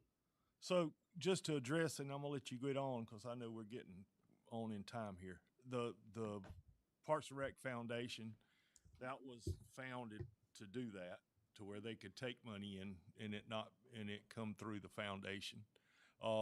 We have an EMS has one, or rescue, whatever it's called, has one, association for the same thing. So that's how those things are done countywide. All right, go ahead. I'm sorry. You're good. That was just a few of the flyers that you just saw on the last slide. These are the senior programs that we have. We have the events quarterly, the timeline for them anyway. We have the events quarterly, the trips monthly, game days weekly, depending on the park. Um, that was the cashing in at the casino that was supposed to take place on the 10th. The computer classes that we have, that's quarterly, and that's pretty much where, anybody come to a computer class, and if they just want to learn anything about computer literacy, we'll teach them. We got a guy that comes in from Lumber River that is supplied. He comes in, he goes to Wagram, he goes to Laurel Hill, and he also comes to Scotland Place. We got the senior games, that's annually. We have the stretch class in the morning. We have line dancing at different locations. We have the yoga, and we also have the bingo. Next slide. And yes, Mr. Frizell, you qualify for all these senior programs, so. And, I sure do. and what you just saw that went past, You coming with me? that went past without the monthly calendar. So you can pick them up at any site to find out what's going on. These are the attendance by the number. The splash pad is averaging 40 participants. On Saturday, 135. My staff member told me that's a little bit higher, but 135. IEJ's averaging 24 participants. We have a summer camp that's there before the community is allowed in. Otherwise, those numbers would be a little higher, but for the summer, it's 24 averaging per day, 67 on the weekend. The drop-in at Wagram is 17. A lot of the guys go to the park that's located out there and play on the outside court. So they like to be outside because they like to have their shirts off. We ask them if they come in the building, they have the shirts on. They don't want to comply, so they'd rather go to the outside court. Laurel Hill is averaging about 31 participants. And we also have a lot of rentals that go on that day, so that would be higher. But again, you got to keep the shirts on, got to keep shoes on, and that's where we at. Next slide. New partnerships that we have, school district, because we kind of revamped that relationship because we have a lot of partnership we're trying to use. Spectrum Sports is another entity that we connected with. And with that Spectrum Sports, they're inclusive sports. I found a hole that we were not fulfilling, which was autism and athletics. So Spectrum Sports specialize in autism and athletics. So therefore, they'll come in and they'll run about 4 different sports, 4 major sports: soccer, baseball, basketball, and I want to say volleyball. Run U Athletics is Express. It's just a track program that we're gonna partner with. We try to bring track and field back to this county. We have a Hall of Fame. That's what I was wondering. So we have a partnership with the Scotland County Hall of Fame that'll be taking place on the 16th at IEJ. But they got a ceremony They have a ceremony. and they put the list out. They put the list out. It was in the exchange, I want to say 2 weeks ago. That is not a Parks and Recreation So that's not it's a partnership. added No, thing. That It's is a Well, I private understand. citizen. I mean, but I didn't know we had a Well, it's a first we don't annual yet. I think they're Scotland trying County to do Hall it. of Fame. It's not through Parks and Recreation. It's not ran by us. We're just facility. There'll be an IEJ. We are partnering with them. This is the partnership. We are not. This is not us. We're partnering with them. Invitations in the mail. Yep. So He wants his name on the plaque.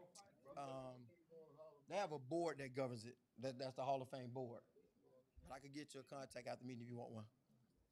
He says it's first One annual. of our construction companies, Farley, that came in, that picked up the slack. It was getting a little bit behind. When I came in, we was about, I want to say 50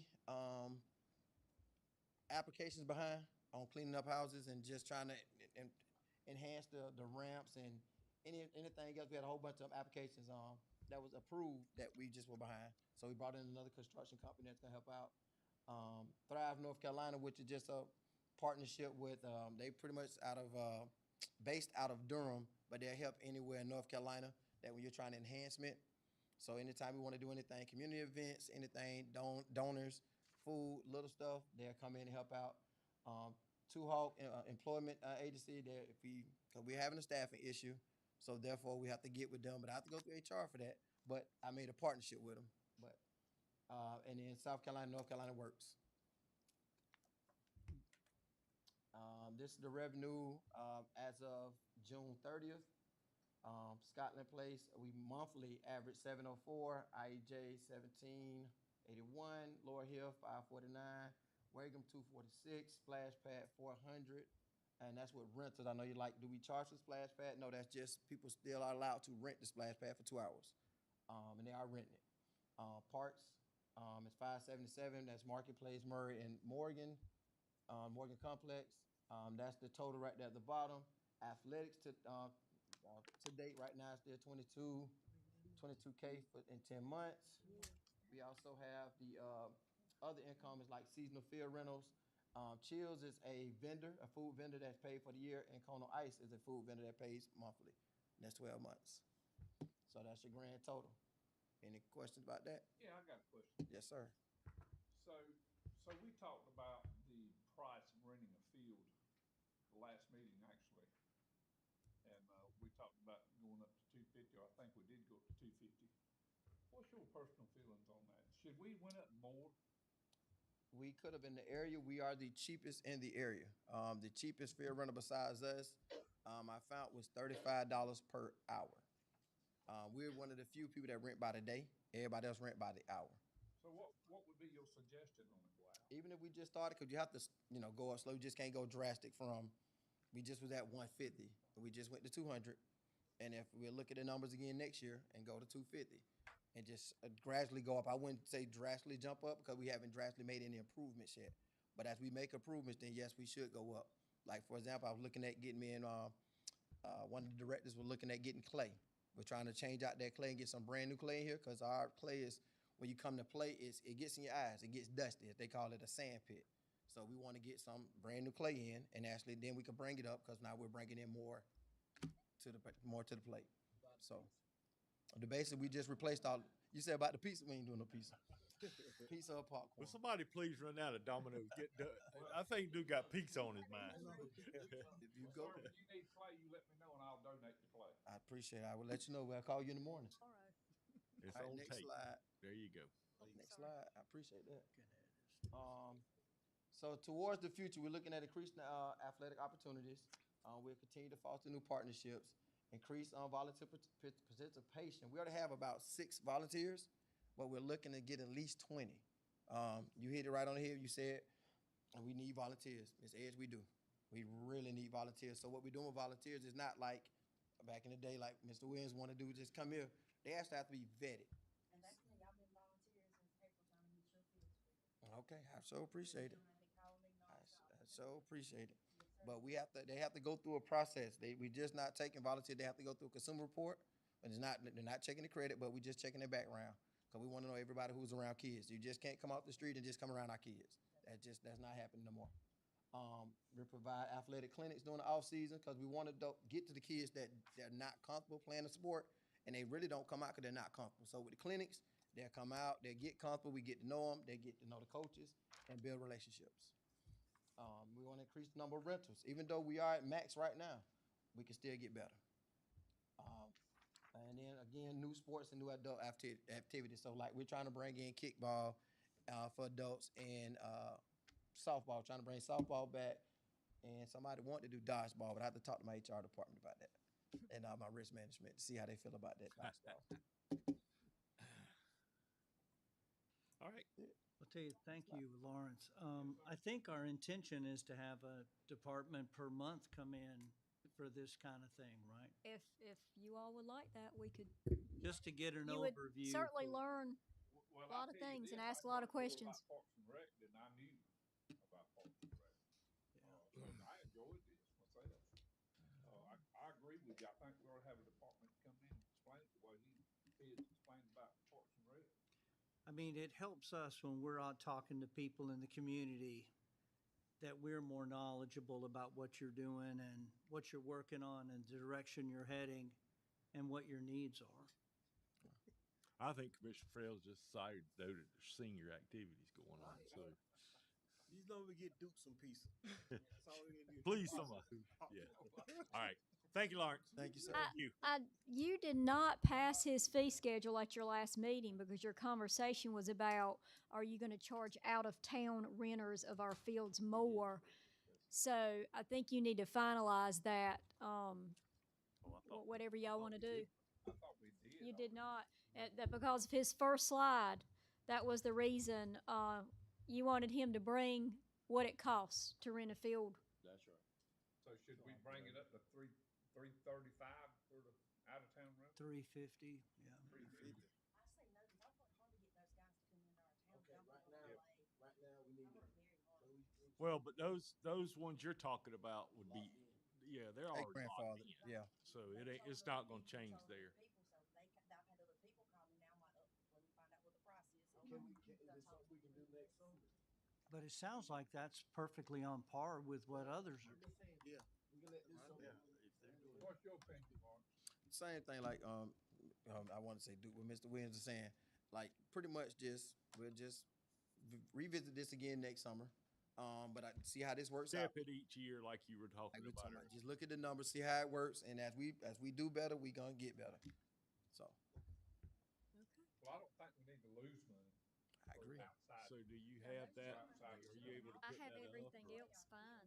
I think it might not be a bad idea to vote on the fee schedule. Yeah. Yeah, I got some guys one of the vendors that she's talking about, he gave me a good idea of where to get some clay from. He said, listen, I help you out, I'll lower it down, and I said, but like you say, we get some transport, we'll go get it.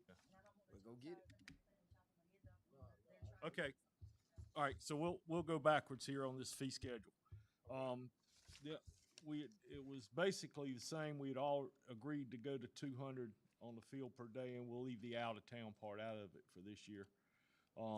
Everything else was on the schedule that we had at our budget meeting on the 26th. Is that right? So we've got that question answered now, and so do we want to take a motion on the Parks and Rec fiscal year 25-26 fee schedule as submitted? Well, does the field rental as it exists now cover the expense? No, but I that's mean, it what, should at least, nobody offers it at a loss. What I'm saying, how much is it? 331? So right now it's 150 right now, but like it's 200 per field. So like you rented it like you're doing a tournament, that'd be $800 a day right, and versus 600. right, but, and your staffing is the same with 4 fields. Correct. Get what I'm saying? Staffing don't So change. if you got all 4 fields rented, you don't have the increased staff. You still have the same amount But of you staff. said 12, you've got 12 fields, or you got 12 fields books or 12 dates? 12 weeks. 12 the year. weeks. So Is that all 4 fields, or is that a It's like mixture? it average 2 fields. We Okay. averaging 2 fields per rental. So you're covering, So you're it's like a covering mandatory. your We try not to expense. rent one, because that's just like not a waste, but Gotcha. it is. I don't want to say it. that So way. at renting two, you're covering your expense at this new fee schedule. Correct. I'm good. I'm good. So I need a motion on that. So moved. Second. We have a motion and a second. Any other discussion? All in favor, say aye. Aye. Any opposed? There you go. Thank you, sir. Thank you. Thank you for your time. Can't do that losing money thing. All right. Moving on to the next item. So because we're getting, item 10 is the NCACC voting delegate and the alternate. Since there's only 2 people going, I guess that's me and you. I guess I'm the I can't. delegate and the alternate, When unless is it? somebody else decides to go. When is that? The end of August? And you can still register to go. The 21st and Haven't heard the about it. 21st to the 23rd. I think Miss Tyson has sent it out. And so we can send that out again if anybody's interested and get registered in rooms. Yeah, the 21st. We'll send that out again this week. But tonight, we need to delegate our voting delegate because we have to send that in. I was looking to see where it is. So I don't remember. Greenville is where it's at this year. Go ahead, you guys can be delegates. I'll just Well, attend. she can't be a I delegate. can't vote. So if you're gonna go, you can make the delegate or the alternate, but, I'll be an alternate. does anybody else think they're going or not gonna go? All right, so you don't really need a vote for that, do we? That's just, I think you can appoint it if you want. yeah, we can just appoint myself as delegate and Commissioner O'Neill as alternate. No, y'all don't have any objection to that. Y'all don't even know what we're talking about. So, all right, Okay, with that's that, fine. we'll do that. Dorothy, if you'll send that form in for that. Okay.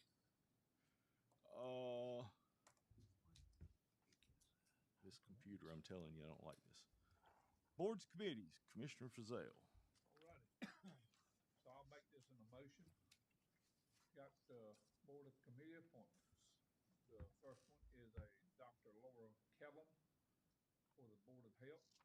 And then we got the Scotland Memorial Library Advisory Board, which is a Lori Westmoreland, and the DSS Board, Andy Kurtzman. And I reckon that's a reappointment there. Yeah, that is real important. Yes. Any of these new? I think Lori is new. I haven't heard of that Dr. Kellum, the Kellum's veterinarian. Is Kellum new? I don't know. I don't know I'll that. make that an emotion. Need a second? All right, we have the motion. Do we have a second for that? Second. All right, all in favor of those appointments, say aye. Aye. Any opposed? All right, County Manager report. All right, I will go through my report. Just a few updates here on your North Turnpike water line. And so this is, we are reaching, they're all important points, but I think we're reaching an important point in that soon enough, the county will begin sending information out to those people who have come in and paid a deposit or a partial deposit, because there has to be temporary easement allowances in areas in order to run the water lines. And so the engineers have to have that, of course, before we just go on people's property and start doing things like that. So we will start ramping up to remind these people that they signed up for the water line, that we need that, and if they haven't paid their full deposit, it is time to start coming in. And anybody that did not come in, that it is time to do that, because we're starting to get to, I will say, crunch time. We are very hopeful that those bids will go out in August or September. As you can read in your report, we are still getting all the required improvements from like DOT and DEQ that you have to do these types of things. So that is my big announcement for North Turnpike.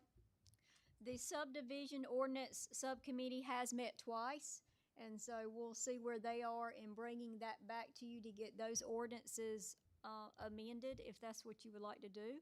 I wanted to announce that our environmental study out at I. Johnson, we know we've been waiting on that. SCAP received information that they had to update something that they sent in. I talked to Encore today about this, and we are still waiting for SCAP to send in an update.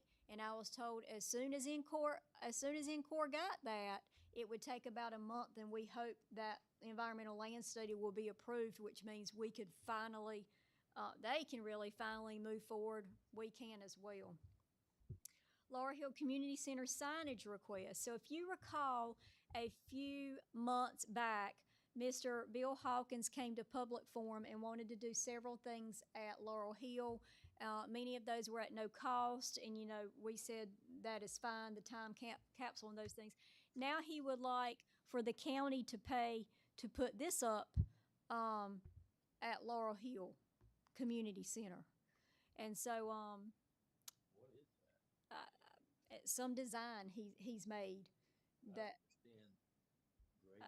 I think that's what I it feel originally like was. that's what it was up on the old school. It's the original. Oh, it's the arch. Okay. And yeah. so I don't know if you want my thoughts on that or not. Well, while we're talking about this sign, that I see the rust things that are still. We already have You already quotes got on that to somebody get that on it, replaced. okay. Yes, sir. So the warranty didn't cover it, then. Nope. Okay. Nope. And so we're thinking. I know we're thinking about why do we need to go back with that metal grate that's decorative? Do we just put Laurel Hill Community Center in red lettering like that on the side of the building? So, Yeah. but that's in the works. Your thoughts on if the county wants to fund this project? Well, how much are you talking? Yeah. He did not provide any other information, just this picture. That would be my. Then we can't agree Can't to it. make a till we decision know with a. it's $5 or $500,000. So Okay. I will take that back. Easement request. We talked about this at our last meeting, and I got you a little more information and some better aerial views than the map the city of Laurinburg have given us. If you remember, they're requesting for an easement from us in order to run a water line. And so here is one way that you can view it. That's South Johnson Elementary School sitting there. And you can see where they've got marked the property and the easement. We already have given them an easement to run back to the well, but it wasn't an easement to allow them to run a water line. And so that's why they're back asking again. And so that's one view. And then here is, nope, not that. Oh, I apologize. I thought I had a different view. That's the view they sent then. So you can kind of see where that runs and if that's something you all want to approve for them. We Yeah. already got an easement in there anyway, so I mean, it's not, you know. Yeah, I don't They'll know any maintain reason that we would not and allow them to run that water Do we line. have a As long as they document maintain on the that, or- easement. Yeah, we got an, oh, you mean the easement itself? Yeah, I haven't seen one. okay, No, we do not have any document to sign yet from them. okay. And they may just use our minutes to do that. I'll find out what the city needs They'll probably officially want to do. that filed, yeah. I'm sure they'll want that Um, filed in the deeds, registry of deeds. So the blue hatch line is the water line? Lewis. The dotted blue line. The dotted blue Yes, line is? sorry, I had to look. Let me look up here. No, the way I'm reading that, that's the property line, and then the two red lines are the water line. So you're running two water lines? Yeah, Mm-hmm. Yeah, it seems like. I the don't know red that they line have for the water line is marked the- on there. Yeah, the of easement. the easement. The blue is the water line, it looks like. That's what's running from your well site. Yeah, but it's on both sides of the road. I don't know. There's two easements, and I think there's a different easement in there that's marked, not just. There are two easements because apparently there's two property owners, so both are having to give permission. Gotcha.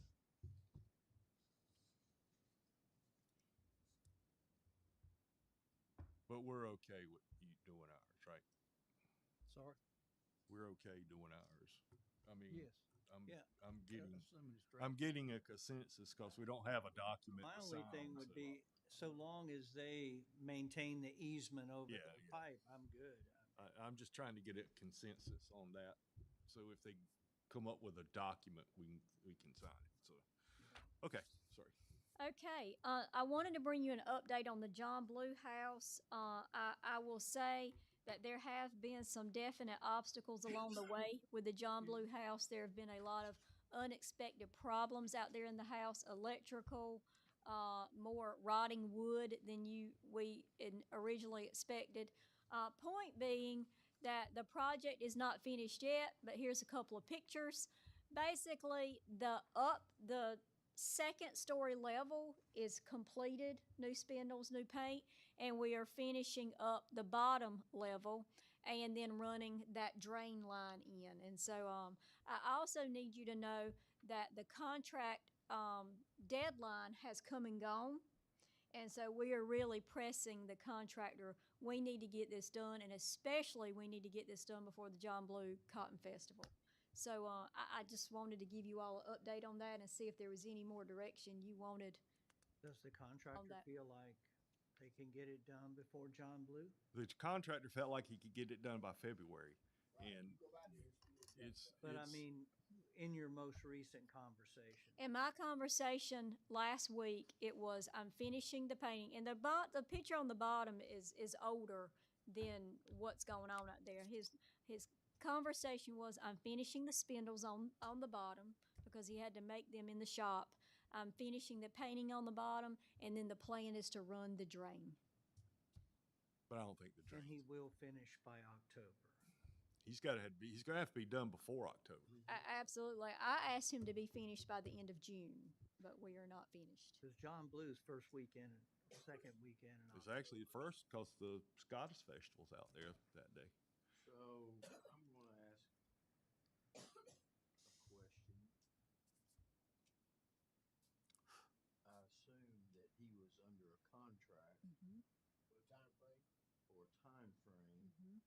and he has gone way past that then.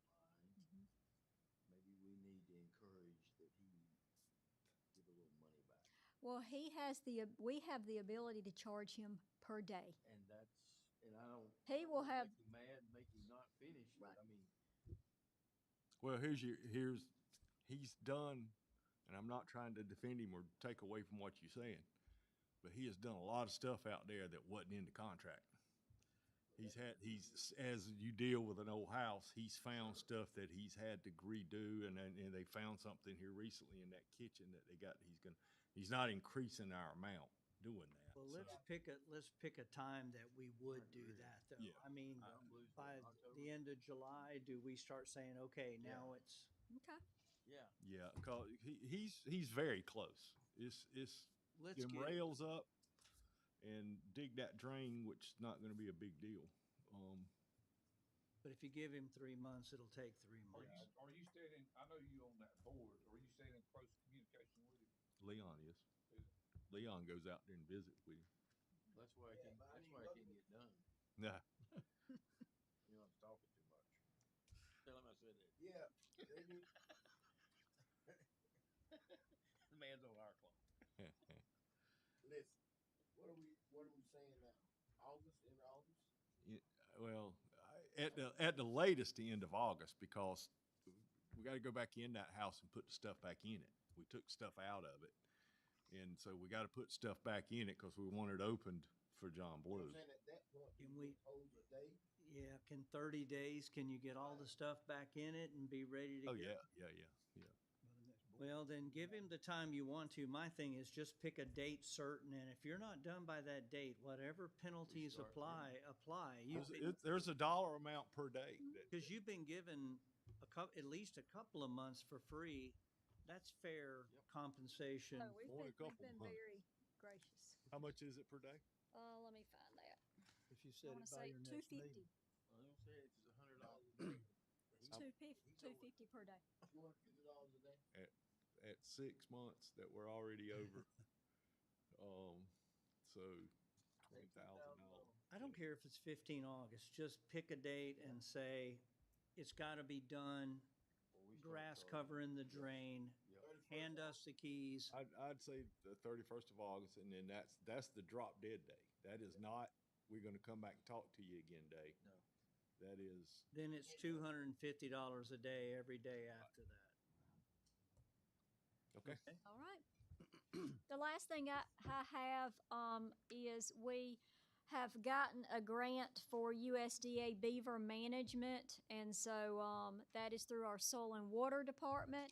And so anybody in the community, any organization in the community that feels water flow is being interrupted by beaver dams can call our soil and water department, and we will see if they qualify for someone to come out and take care of that problem. You know, I thought that was a joke, Nope. No, but until the other day when the rain came and the beaver walking down Church Street. On Church Street. Oh, God. And I mean a grown beaver. I don't know where he come from, He been there. but where was he going? Probably on the other side of Railroad Street. I don't know. looking for popcorn. He was walking down pieces. Church Street. Anyway, I'm sorry. Go ahead. But yeah, that's true. That's my report. And as usual, I give you all a list of upcoming events. Okay, perfect. Thank you. All right, next thing was County Commissioner News. We'll start on here with Miss Edge. The only thing I would like to do is, give, recommendation to Mr. Bill Norton for giving us 45, he has served for 45 years, which is my whole life, on the Springville Fire Department, and I wish everybody would strive to be a chief like Bill Norton was. He was a good one. He was. He was. Thank you. Yes, Mr. Williams. Have nothing. Just got back. And you're hungry and want pizza. We get that. No.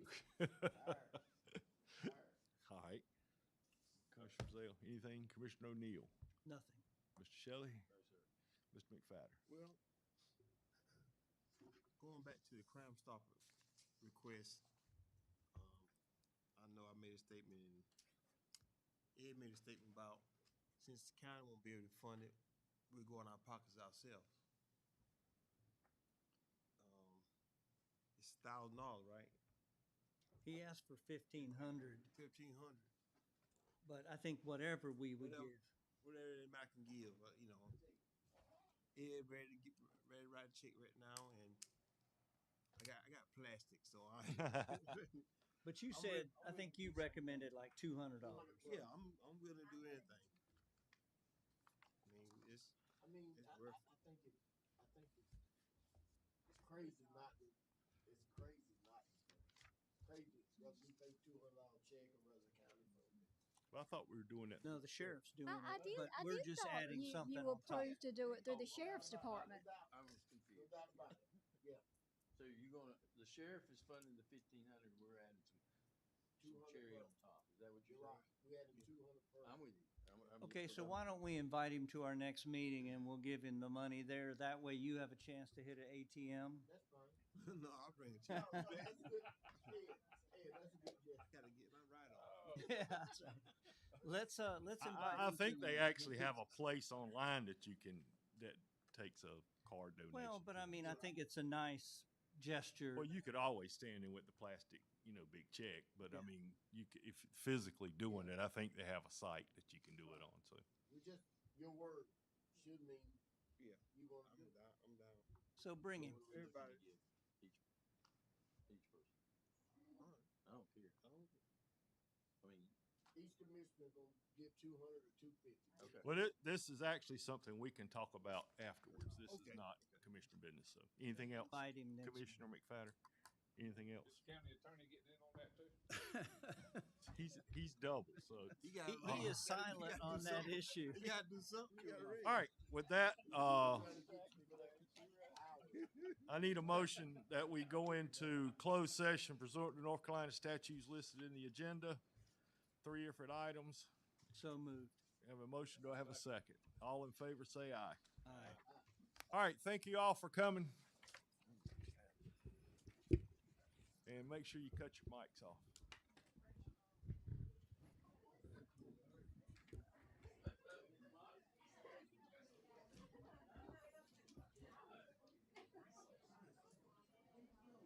How you doing today? You still out and about, staying busy?